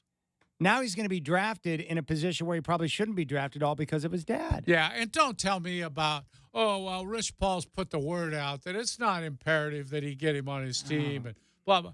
Nobody around, including Windhorst, who's been covering him since high school, nobody believes that. Everybody believes he does want to play with his kid. Yeah, it's just like when they put out that LeBron has nothing to do with the coaches. Yeah, right. Sure he doesn't. The reason why he puts that stuff out there is because he doesn't want the bad press. LeBron is very crafty in trying to control the narrative surrounding him. He's very sensitive to that. Yeah. And he knows what I believe, and again, I could be wrong. I think LeBron is very interested in being considered the greatest of all time ahead of Michael Jordan. Oh, yeah. So before he leaves the NBA, he is trying to do everything he can to control the narrative surrounding his name to make sure that he is being mentioned among the greats once he retires. I could be wrong, but that's how I see it. He's the only one of that very top tier of guys, the Mount Rushmore, if you will. He's the only one of that group who talks about it, who cares about it. Most of those guys is like, put me wherever you want. I don't care. I'm done playing, Jordan doesn't care. He knows he's the best anyway. What does he care? And the more LeBron talks about it, the worse he looks. Really. And he's like running for office. Everything he does is designed to create this aura, including the fake put the crown on when he's on the floor. That's what it is. Oh, that's you just put it the right way. It's like listening to a politician. Yeah. Politicians are the worst because you know that what they're saying is they're too smooth and greasy with their operation. You can't trust them. And their ulterior motive is always pretty obvious. Yeah. And they talk out of both sides of their mouth. Mm-hmm. Politicians are clowns. Sorry, but it drives me crazy. Both sides. Both sides. Crazy. Every time they talk, I'm like, wait, what? Yeah. I'm not buying it. That's LeBron.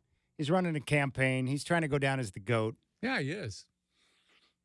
Good luck with that. Michael Jordan gets off on watching him squirm, talking about himself all the time. MJ's got to love that. Yeah. Because MJ doesn't say a darn word, and he still sells more shoes than everyone in the NBA. He hasn't played in, over 20 years? That is remarkable. Very much so. I've never heard Magic ever once say that he's the greatest of all time, or Bird, or MJ. No. Kareem, he never talked about it. was never a factor with those guys. Nobody ever cared. Just go play and let your stats and your career speak for itself. That's really what it's all about.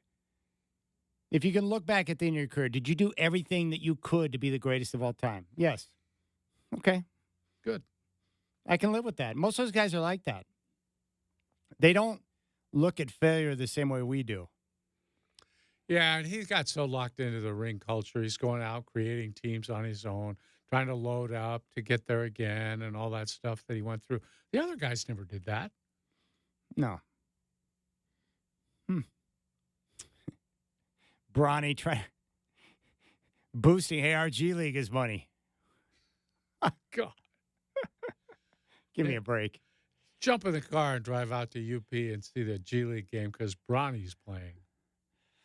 All right, we'll keep things rolling here on the program. We're going to come back and talk about the Game 5 at 7:30 tonight, Denver and Minnesota. And it's more Rip City Liquidators. We have another 4-pack of tickets to give away for your Portland Thorns. Our generosity never ends.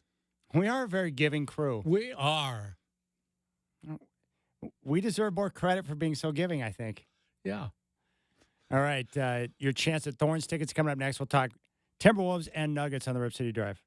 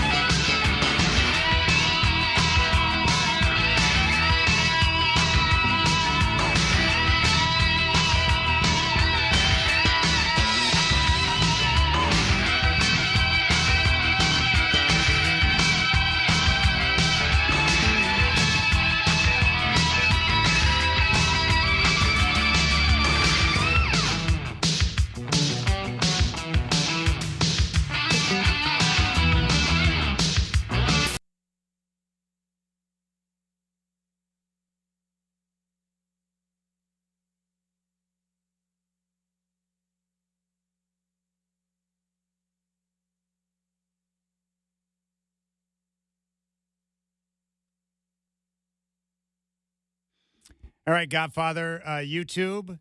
We got some interaction on Cleveland, which is a popular topic today. I called it the armpit of America. Miranda corrected me and said that if God were to give the world an enema, he would do it in Cleveland, which makes a lot of sense. What are you getting on YouTube? Well, John in Salem. There he is. John in Salem has his own opinion. He said that Cleveland is a skid mark on the underpants of America. And he followed that up later. John said even Honduras wouldn't take Cleveland. John, you're rather harsh. Yeah, that's good. Yeah, Cleveland is trash. Just ask Joakim Noah. He'll tell you. Let's go out to David in Salem. David, appreciate the phone call. You're up on the Rip City Drive with Dwight and Chad. What's on your mind? Thanks for taking my call, Chad, Godfather. Yeah. There's one of those things I hear in Chauncey Billups' post-game statements. He said, to tell you the truth. And that is so troubling to me when somebody says that to me. What weren't they telling me about the truth about beforehand? And it's about Chauncey Billups. I really don't think they should retain him after losing 3 of the assistant coaches. I think they need to clean house. And I would love to see them bring in somebody, even if it isn't a name with no background, that can develop these young players. Correct me if I'm wrong. He has 1 year left in his contract, right? Yes. You've got all these great young players like Scoot Henderson, Shaden Sharp, and other players potentially coming in from the draft. Wouldn't it be nice to get a developmental coach, even if he wasn't a name in there, to stay with these young guys for 2 or 3, 4 years instead of somebody you just don't know? And I admit I have a prejudice against Chauncey. I didn't want him to hire him to begin with. Anything that came out of the Clippers was not a good thing. Neil O'Shea, all those things. But what do you think about my idea of potentially bringing in a developmental coach? All right, appreciate that. Thanks for the phone call. I mean, technically, Billups has 2 more years. Technically, he has 2 more years left on his contract. The final year of the 5-year deal is a team option. Now, no one that I know expects the Blazers to retain or pick up that option. So at most, you're going to have 1 more year of Billups, David, and then the Blazers and Billups will part ways, and Portland will look to go elsewhere. So I'll ask you the question, and again, you and I probably disagree with David. I think Billups is getting better, and I think he did a good job last year, especially with the young guys in terms of development. If you look at the improvements with some of the young guys and the progress that they made, I was pleased with that. But what about the Blazers? Why would you not want to get rid of Chauncey now and take the money part out of it? Why would you want to keep Chauncey for 1 more year before you part ways? Or is it all about the money? No, I don't think it's all about the money. The money's not that much. It's not really about the money. I think, for one thing, everybody knows they haven't been fair with Chauncey, who was brought in here to coach an NBA team that had been in the playoffs multiple years in a row. A veteran team. Yeah, and he never got that. He was stuck with tanking teams and has been since the very first year. So that's a problem. And I think, too, you can talk about getting a developmental coach all you want. They're doing that now, I think. It looks to be that, like Scoot, made a lot of progress during the season. But to get a coach willing to come in here knowing that next year is going to be the biggest tank season of all, to get that, to know that, how many young coaches want to start their career out with that kind of a minus record on their one-loss record? That's really difficult. And the way it's been explained to me is that Cronin knows that, in terms of, the type of leash or flexibility, whatever word you want to use it, he has to work with. He's got 1 more year where they can, really focus on the draft. And that'll be this upcoming season where they're going to be really bad, and they're going to focus all their efforts on getting as many picks out of that draft next year as they possibly can, because it's rich with talent. 4 or 5 guys that would all go ahead of everyone in this year's draft. Mm-hmm. Then after this upcoming season, that's when the Blazers will look to make their ascend upward with the talent that they've accrued. It would be much easier, as you pointed out, in a situation like that, especially if you were able to get Cooper Flagg to go out and handpick your developmental coach or whatever coach you want, right? Because the situation's different. You're not asking a guy to come in and take on 60-plus losses in year one. You've got hopefully some good young talent to work with, an exciting young roster, and that's a much more attractive situation to get an up-and-comer, a coach that would want to come in and commit his time to Portland. Yeah, and maybe not just a young, unproven, supposedly developmental coach that you don't know anything about, but maybe if you have this young squad featuring a player like Cooper Flagg, then you can go out and get a proven veteran NBA coach who says, hey, they might be the next big thing with all the young talent they've got. Yeah, I'll go there, especially if they're willing to pay me, the market rate for a good coach. Then you have a chance to get that really good coach instead of having somebody in here for a year or two that's sort of an interim guy. If you're going to do that, keep Chauncey. And I think there's even some sentiment to go ahead and guarantee that final year in his contract. So he's not a lame duck coach. I think he would accept the tank year next year if you took care of him for the following year. Yeah, and it's much easier to keep your players' ears if they know that you could potentially be around another season, too. Right. We have a 4-pack of tickets for the Thorns that we need to give away. So call now. We'll take the first caller through, 503-248-0620. 503-248-0620. Call now. You get a 4-pack of tickets for your Portland Thorns so you can check out some wonderful soccer coming up at Providence Park. The Thorns are going to be in action against the North Carolina Courage June 8th. 503-248-0620. Thanks for listening to the Rip City Drive. Call now for your tickets, 503-248-0620. It's Rip City Liquidators, Godfather. Rip City Liquidators. We got everything for you today. When we come back, we're going to dive into the Portland Trailblazers, who have a big event coming up on Thursday at Pioneer Courthouse Square. Aaron Harville will give us the details.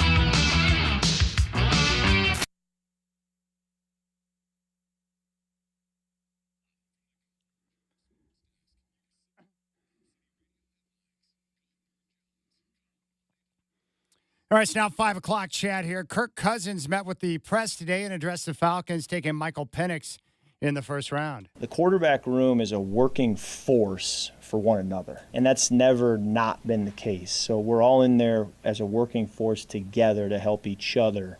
That dynamic has always been there and always will be there. We'll have more from Kirk Cousins coming up at 5:20. NBA playoff doubleheader getting ready to tip off on TNT. The Pacers at the Knicks. That series tied up at 2. New York favored by 1.5.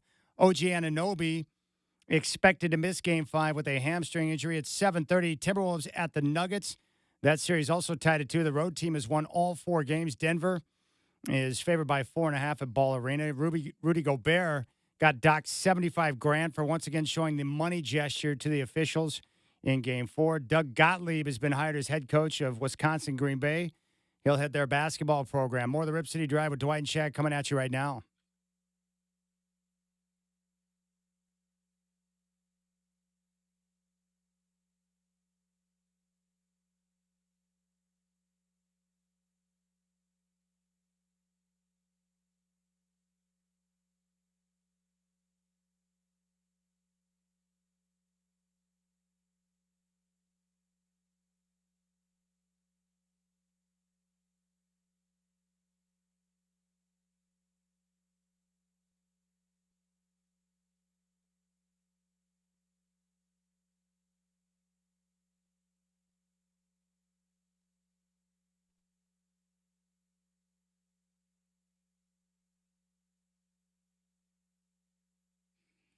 All right, we've just made the adjustment in the studio. We've got it on TNT.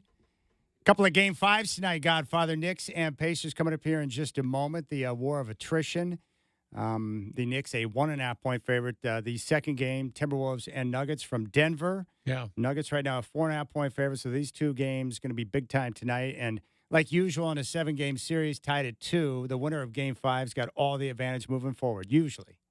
Yeah, they always say the pivotal Game 5, which, of course, it is, because I think it's about 80% of the teams that win Game 5 go ahead and win the series. Like that. You speaking of pivotal, you made a good point in regards to broadcasting. If the NBA goes back to NBC, they should let Marv Albert do the preview of the first game just for old time's sakes, right? Because he was the voice of the NBA. Yeah, he was there when they left, and let him kind of lead everybody in to the new NBC broadcast. So that would be a cool thing to do.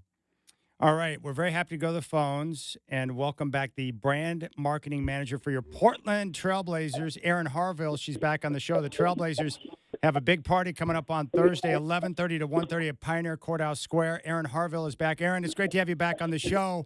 Tell us about this pop-up Pong party you guys got going on.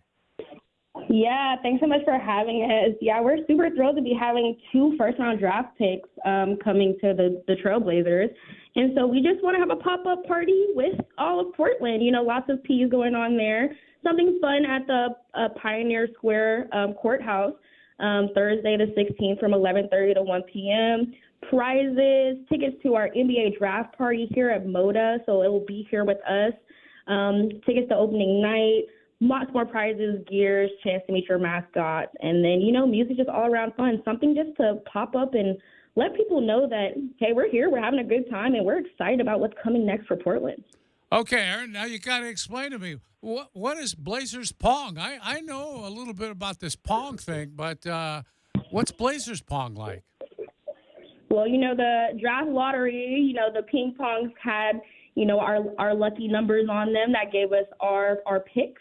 And so we're just celebrating with that and having a giant version of what we know as Blazer Pong.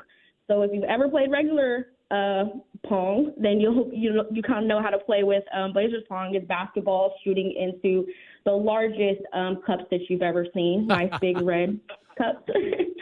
I love it. It's Erin Harville, the Trailblazers brand marketing manager here on the Rip City Drive. From my understanding, too, you guys will have a pop-up court set up at Pioneer Courthouse Square as well, so people can stop by and shoot some hoops, too. Yes, come by, shoot some hoops, play against our mascots, play with our Blazer dancers. We'll be all out there having a good time. If you've ever seen our sport court, you know it's a good time just to be out there and have that. So not very often you just have, a basketball court to play on, but it'll be happening on Thursday at Pioneer. All right. So, from my understanding, on site, the Blazer dancers are going to be there, which is great, but also Douglas Fir and Bigfoot. Is that correct? Yes, Douglas Fir, he is our big friendly Bigfoot. He came out of hiding last year and made his way into our Blazer family. Him and Blaze are besties, but we'll have him out. He's not so shy anymore. I think he's accustomed to everybody here in Portland by now. But he'll be out there with us, playing some Blazer Pong with us and shooting some hoops. And Aaron, you talked about that Blazers Pong. You got some prizes, I'm guessing. What are people having a chance to win? Yeah, we have some pretty big prizes, some stuff that we haven't, given to the public yet. But the opportunity to be in the building for opening night is going to be something super huge. I know everybody always tries to fight to get those tickets. We'll have that. The first opportunity to see our new team on the court. You'll have the opportunity to win those. We'll have our NBA draft party that's coming up, and we definitely want people to be there with us on June 26th. So if you get our grand prize, you'll be in the building with us for the season. We'll have lots more things to give from Rip City Clothing Co. and lots of other just Blazer swag for you all. Now, that's terrific. Now, Thursday, 11:30 to 1:30, do people need tickets to show up on Thursday, or do you just show up and take part in the festivities? Yep, just show up, take part of the action, and then have some fun with us, and we'll handle the rest. No tickets needed. Just show up and have a good time with us. Now, Aaron, Dwight and I talked to you before the end of the regular season. Now the season is over, and you're into your off season. How are things going for you in terms of you and your team and all the things you guys have going on this summer? Yeah, I mean, the sun's out, which means we're out, Yes. we're outside, we're in the community. We're kicking off our summer events, of course, with, this pop-up party that we're having. And then we have, Rip City Vibes coming up. We started that last year. It's a Black Music Month kickback in celebration of Black Music Month, of course. So we'll be having that June 7th. And then if you go to trailblazers.com/summer on Friday, we'll have a list of all of our events. We'll be out at Juneteenth. We'll be there at Latino Cultural Fest. We'll be at the Pride Parade, Waterfront Festival in July. We'll be outside, and we want everybody to come hang out with us. Aaron, I got to ask you now, are you busier during the basketball season, or are you busier in the off season? I mean, you would think that we had some downtime, but we're rolling right into summer. I think it's a little bit busier right now because it's like we are so excited to get out there and actually meet the fans. They all come to us. Now we get to go here and there and everywhere and actually meet all the people that have been in the building with us all season. So I think it's a little bit more busy for us, but it's a lot of fun to be able to see the kids, the fans, to be able to give away just prizes just for the sake of being outside and enjoying the sunshine. Yeah, that's what I'm excited about for Thursday because I love this weather. And you've had a chance to live in different parts of the country, but how much are you enjoying your Northwest summers when you get sunshine and beautiful weather like this? So this is the weather that I tell everybody that they have to wait for. It's the Portland summers. Come back for the Portland summers. Right now, it's it's the breeze off the river. It's all of the views. It's so green. I've never seen a place so green in my life. So I mean, getting outside and getting out to see everything is going to be super exciting. And the weather, I mean, it's not too hot. It's not too cold. Yep. It's the perfect time to be outside right now. 100% agree. Yeah, now, Aaron, I'll tell you one more thing that's going to make this whole day a lot more exciting. Chad's going to be there. Now, That's right. We haven't released this to the public yet, but we like to give you guys a little advance notice. You might need more security, barricades somewhere, because, he gets mobbed everywhere he goes. So just be on the alert. Chad will be there. His fans will follow him. So just brace yourself because here they come. I just want to meet Bigfoot, Aaron. I just want to meet Bigfoot. Yeah. Well, I mean, let's see if you can beat our Bigfoot in our game of Blazers Pong. I mean, let's see if you come out the champion, but Bigfoot is pretty good at our Blazer Pong. So we'll see how that goes. Get some pictures with you guys. It'll be a good time. All right. The Blazers pop-up Pong party is going to be this Thursday. It's 11:30 to 1:30, Pioneer Courthouse Square in downtown Portland. They'll have the sport court out, the Trailblazers, so you can shoot some hoop. They're going to have giant Blazers Pong. You can have a chance to go up against Douglas Fir and Bigfoot, and great prizes where you can win tickets to the preseason. They'll have 10 tickets for opening night. And also, of course, the grand prize, you can take part in the June 26th, the NBA draft party, which is going to be at Moda, which will be terrific, and photo ops with the Blazer Dancers and Bigfoot and also Douglas Fir. Aaron, is there anything else that we're leaving out? Anything else you want to mention before we let you go?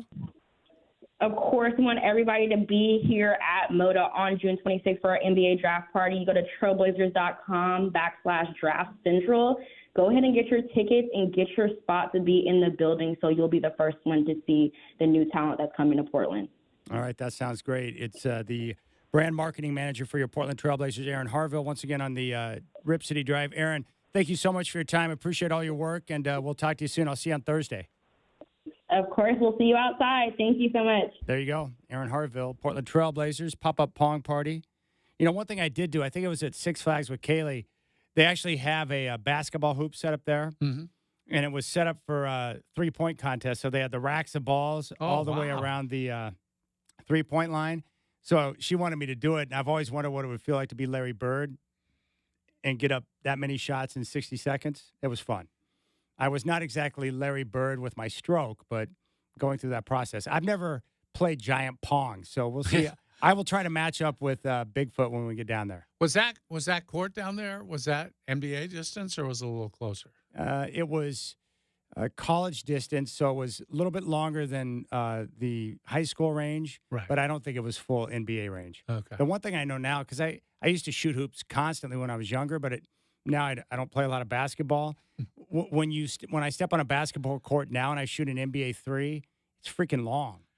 It's long. I had that experience several years ago. I was over the Blazer practice facility, and they were done, and there were a couple balls sitting around. So while I was waiting, I just picked one up, thought, well, let me see if I'm still good from the foul line. The ball went about a foot short. I was like, wait a minute. I haven't done this in a long time.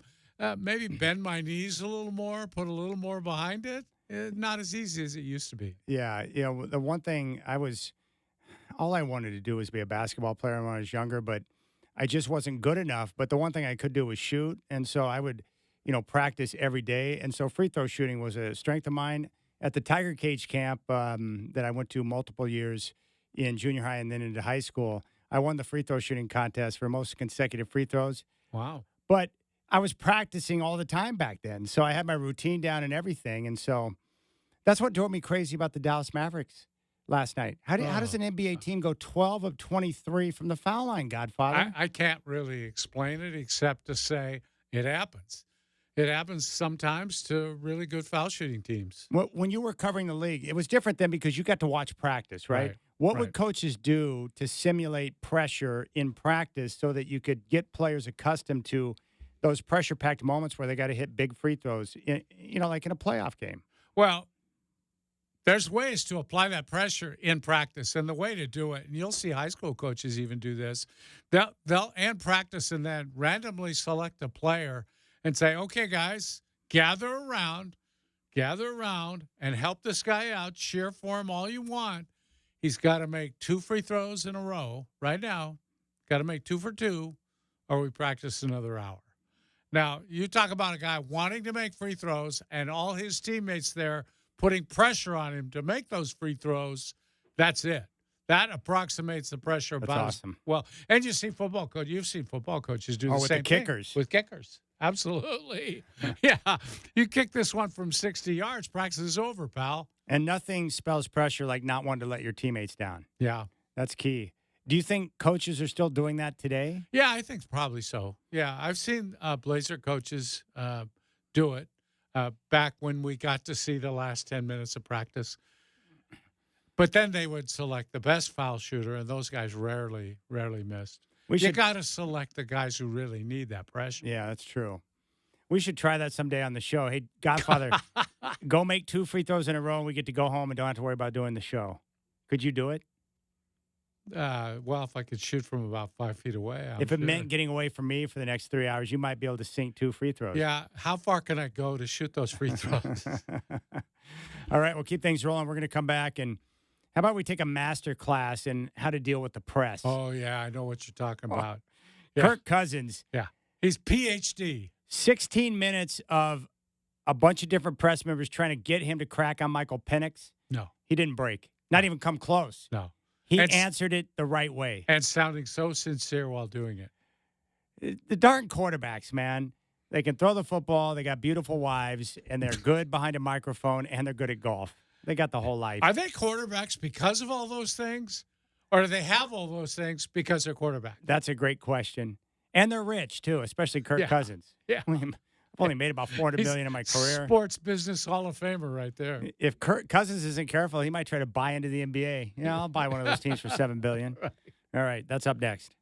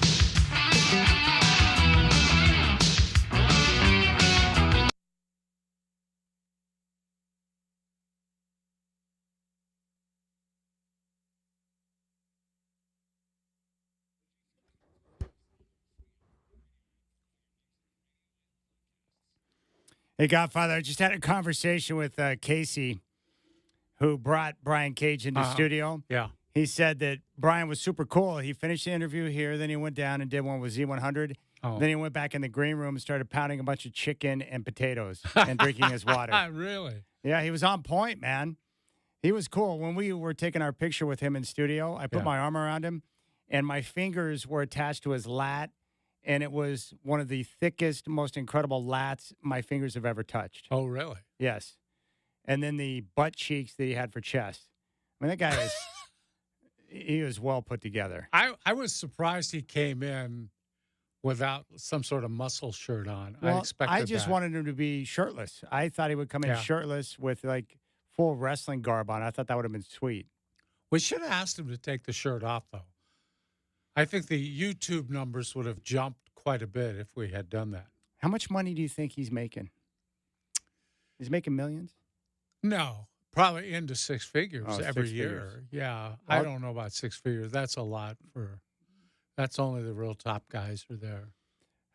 The wrestlers are always down to earth. And Yeah. everyone I've talked to, good interviews too. I liked him.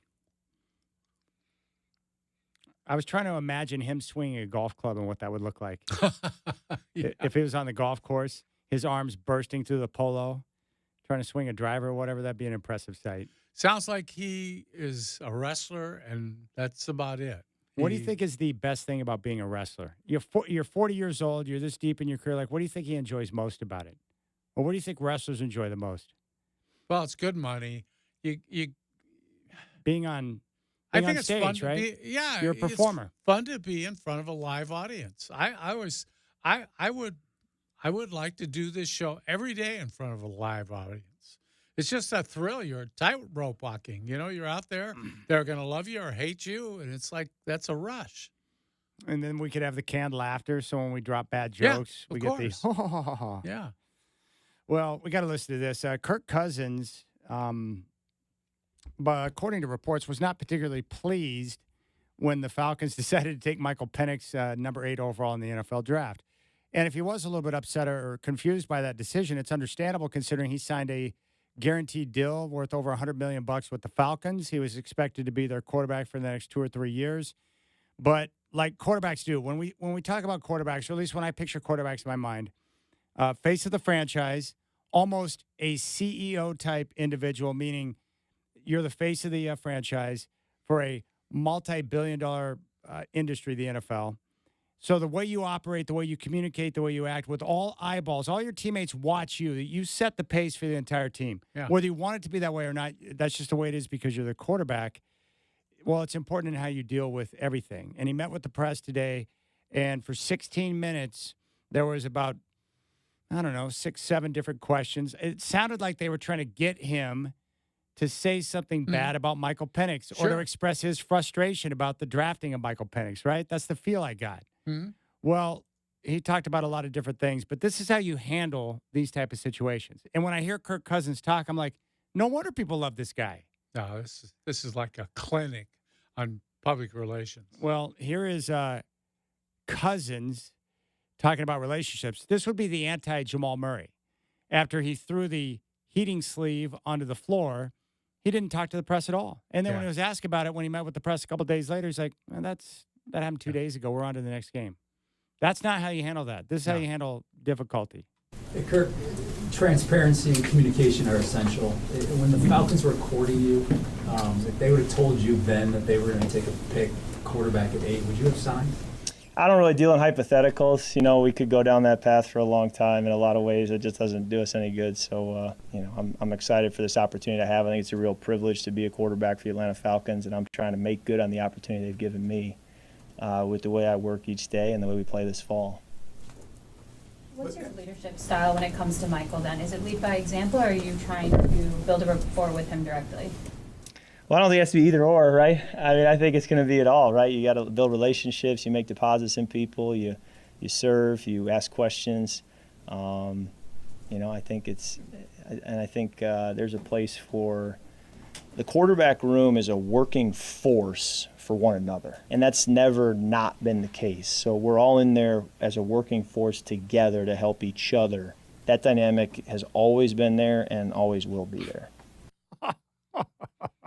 Isn't that's great, isn't it? It's a remarkable answer. Have you ever heard the quarterback room described that way? No. I haven't either. But it's right on point, at least the way we see it. It's a working force designed to make everybody better. All right. Next up, someone tried to take him back to draft night to express his feelings in the moment when they selected Penix. Can you take us back to the draft night and kind of where you were and how you found out and how you sort of processed the decision with Michael? Yeah, no, it's pretty straightforward. I was at the team event at the stadium, was just driving back, and they called me and just said, hey, we're gonna take a quarterback here at the pick. And I said, okay. And that was pretty straightforward. Like, when you say okay, like, were you, I'm sure you weren't doing cartwheels, but how did you respond to that? Yeah, I think it's similar to the call that Mark D'Antonio made to me in 2000, that would have been 2007. When he said, hey, we're going to offer another quarterback. I know you've signed Nick Foles. You guys are going to have to compete. And it's like, okay, let's just take the next step. And then I was drafted right with Robert Griffin. And it's, hey, you're going there with another quarterback in the same class. Okay. So this is more the norm than the exception. And I think the response is that this is the exception, when really, if you know my story, this is more the norm of the journey, and it's more of a, okay, let's just start working and start building together. Another terrific answer. Hey, when I was in college, they brought in Nick Foles after I had signed. Yeah. When I was drafted by the Redskins, they already had RG3. It's just been a part of my story throughout my entire career. Yeah. Yeah, competition. I don't even know what to say. I know. It's handled perfectly, Godfather. Yeah. He's not going to knock anybody. He's going to be optimistic. He's going to be happy, excited. It's like perfect. And if his teammates are hearing that, they're like, oh, this guy's the real deal. Here's more with Cousins discussing competition. As far as Michael, just to kind of follow up on her question about leadership, as a veteran guy, do you feel like there is a responsibility to kind of help the younger guy absorb the system and learn, and how do you approach that? I think it's so important that the quarterback room is just working together to help one another succeed, and that's the way it's always been. That's the way it always needs to be, no matter what the names are in the room. We need to all be working together to help one another be the best we can be. Is there any extra pressure just by the dynamic of, the situation with the first round pick and what people may want to read into that in terms of competition? I think competition is always a part of how this league works, how football works. You were a Michigan Stater, and my journey at Michigan State was the day I signed. 2 weeks later, Nick Foles committed, and we were in the same class, right? Nick Foles becomes a Super Bowl MVP, and we looked at each other like, hey, one guy's probably going to play here and one guy isn't. And it doesn't mean they're not both great quarterbacks, but there's spots. So that you learn pretty quickly as a freshman in college, you got to compete, and that's the way it's kind of always been and always will be. So it's more of a, this is consistent with my football journey as opposed to an exception. Wow. That's the way the entire press conference was. Yeah.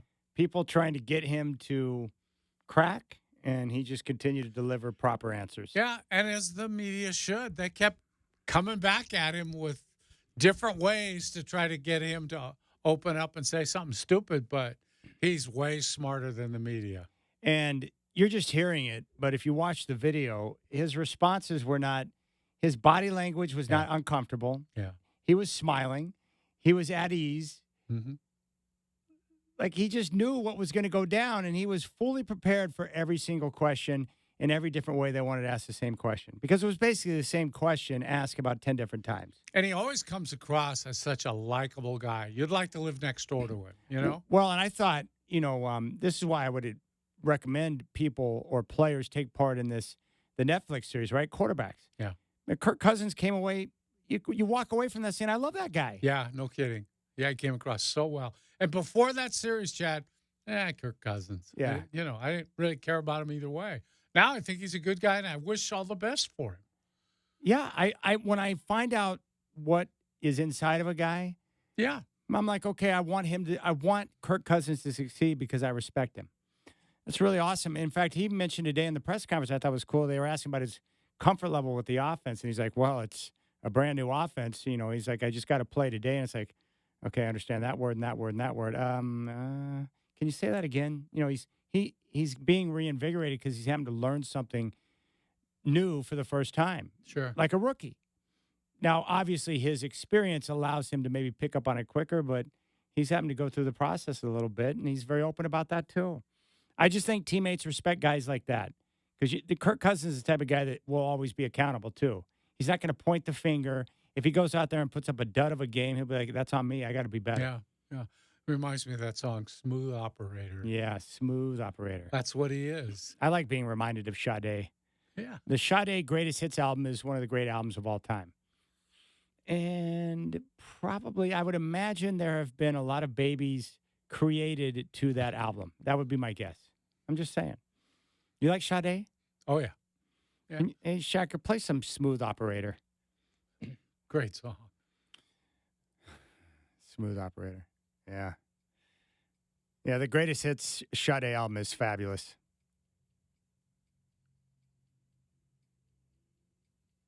Little saxophone there. This doesn't suck. Just for the mood. She had trippy eyes, too. Very sexy. Me discussing Sade on radio is an FCC violation just waiting to happen. Don't. I'd like to. This is what I want. I'll give you. You want me to share one of my fantasies? I don't know if I do or not. I'm going to share it with you anyways. Yeah. I would like to play a round of golf with Paige Spiranek with Of course you would. Sade playing from the golf cart. I would be loud music guy in the golf cart. Here, just bump the Sade. Hey, Paige, come over here. Got a 50-yard chip. What club are you going to use here? You can go 60 degree. Did you think Sade was hot? I always thought she was. Oh, yeah. Do you like Sade, Shacker? Yeah. She's got a perfect body. She's got that thigh gap.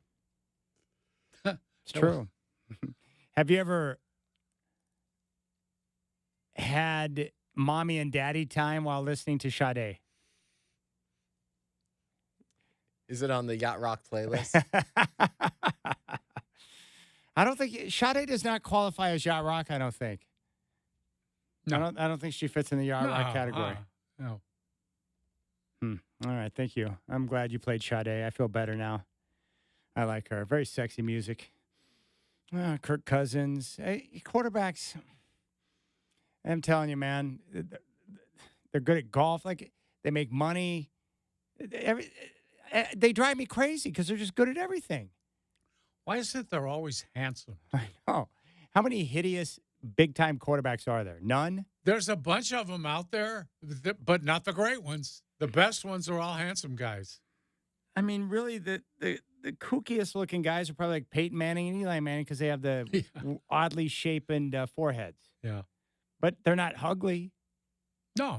And They're Peyton's just personality is so money that it makes him more attractive because he's so cool. Yeah. Like, guys want to hang around with Peyton because he's such a good dude. Mm-hmm. Oh, John Elway. Yeah, I don't know if... Yeah. Yeah, the horse hate to face say that doesn't about work real well. I mean, I love Elway, but I will admit that maybe some of his features weren't, Tom Brady-ish, to say the least. That's all. Now I just want to go listen to Sade. Get stuck in YouTube mode. I pulled up some live videos, some of the live shows from Sade back in the day. They're not bad. Not bad. What else you got cracking over there, Godfather? How come I talk about Sade, you clam up on me? What's up with that? What is there to say? You played Smooth Operator. That's what I mentioned it for. I got to hear that part of that song I liked. I like Your Love is King. I think Sweetest Taboo is probably my favorite Sade song. That's another It's good got the nice, little drum rhythm to start the song out. It almost feels like it sounds like, when I close my eyes, it feels like you're in a rainforest or something. Maybe it was like that when you're down in the Amazon. What were the most dominant sounds when you're down there in the Amazon on your cruise? Like birds, wind, rain. People's skin cracking up from the heat, I think was the Was it dominant hot? sound. Oh, God, Chad. And when you're down there at the equator, I'm telling you, 85 degrees down there is so much hotter than 85 here. It's just unbearable. And, I love the heat, but this is That's a different type of situation. huge humidity and just Did the oppressive. water go down the drain in a different direction down there? Did you look to see if that happened? No, I didn't. Why not? Well, because it didn't really interest me. I only hear about that when you get way south of the equator. I don't know much about it. I did tell you the big thrill, though, is getting a certificate certifying that I crossed the equator. Bring that in. It's How big is the certificate? Is it like a big poster? 8.5 by 11, I would say. Well, why do they do that? Just to let people know, like, hey, you've been on the other side of the equator. There's something to do, I guess. A lot of times, I guess they have a big party, but we did it in the daytime. Is there a sign like when you cross over to a new state No, says there's welcome a to big Washington? black line there where the equator is, right there on the ocean. You should see it. It's great. No, I don't know why they make a big deal about it. First time I'd ever crossed it, though, I believe. Now this song is Paradise, right? Yeah, I like this song a lot. They used to bump this on the old Blazer games on TV back in the day. Oh, really? Yeah, bump music going to commercial break. I was down with that. Oh. Like paradise. I'm not gonna do that to Sade. I'll sing Phil Collins because I don't think Phil minds, but I don't want to disrespect Sade like that. You're still hoping for that golf day. Normally I don't know if I told you this, but like normally I'm opposed to anyone that wants to play music on the golf course. Yeah. But there was a guy the other day that had some Phil Collins that was coming from his bag. When I stepped up to the tee box on the par 3, and I was like, all of a sudden I was like, this ain't so bad. Yeah. Turn that up. Yeah. What was playing, though? What song was? In the Air Tonight. Oh, yeah. Yeah, that's a good one on the tee, too. Yeah. Yeah. It was before I got the shot off before the drum fill. So I was just like, for the first time ever, I'm like, I didn't mind the music, probably because I like the music. Yeah. All right. Oh, we have Thorns tickets to give away. A 4-pack for the Thorns. We'll take caller 1. We'll keep it easy on you today. 503-248-0620 is your telephone number. A 4-pack of Thorns and Sade will escort you to the game. 503-248-0620 is your telephone number. 503-248-0620. Fire away right now. 4-pack of tickets for the Thorns as they take on the North Carolina Courage June 8th at Providence Park. First caller through gets a 4-pack of tickets. Thorns and Courage June 8th at Providence Park. High fives coming up next.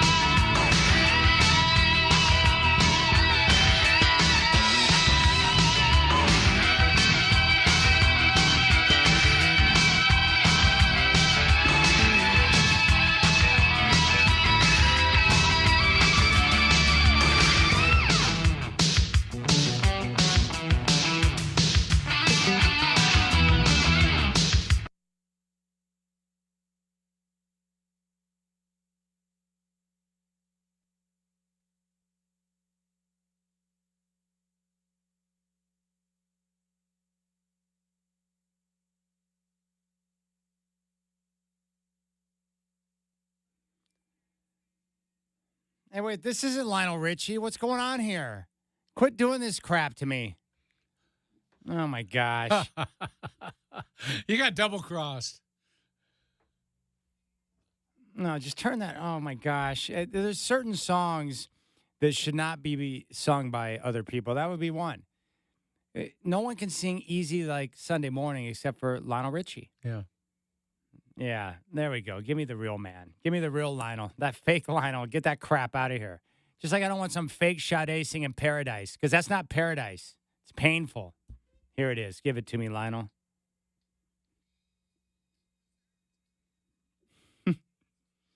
I love the other Commodores being jealous of him, too. Oh, yeah. Hey, I like all you guys, but I'm here to tell you that Lionel is your meal ticket. So just shut up and take the songs he wants to write. I know you're not staying true to the music because he's writing too many love songs, but, dude, he's a freaking money machine. Oh, man. Don't you love these bands? They probably look back now and like, what were we thinking, man? Yeah. Just keep your mouth shut and just play the love song. The chicks love the ballad, Godfather.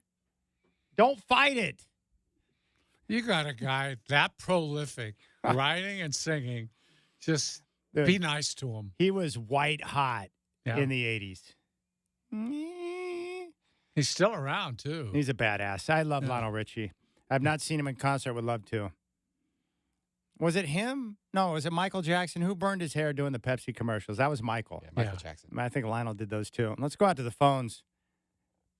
Let's go out to the preacher. I love the preacher. He and his wife are awesome.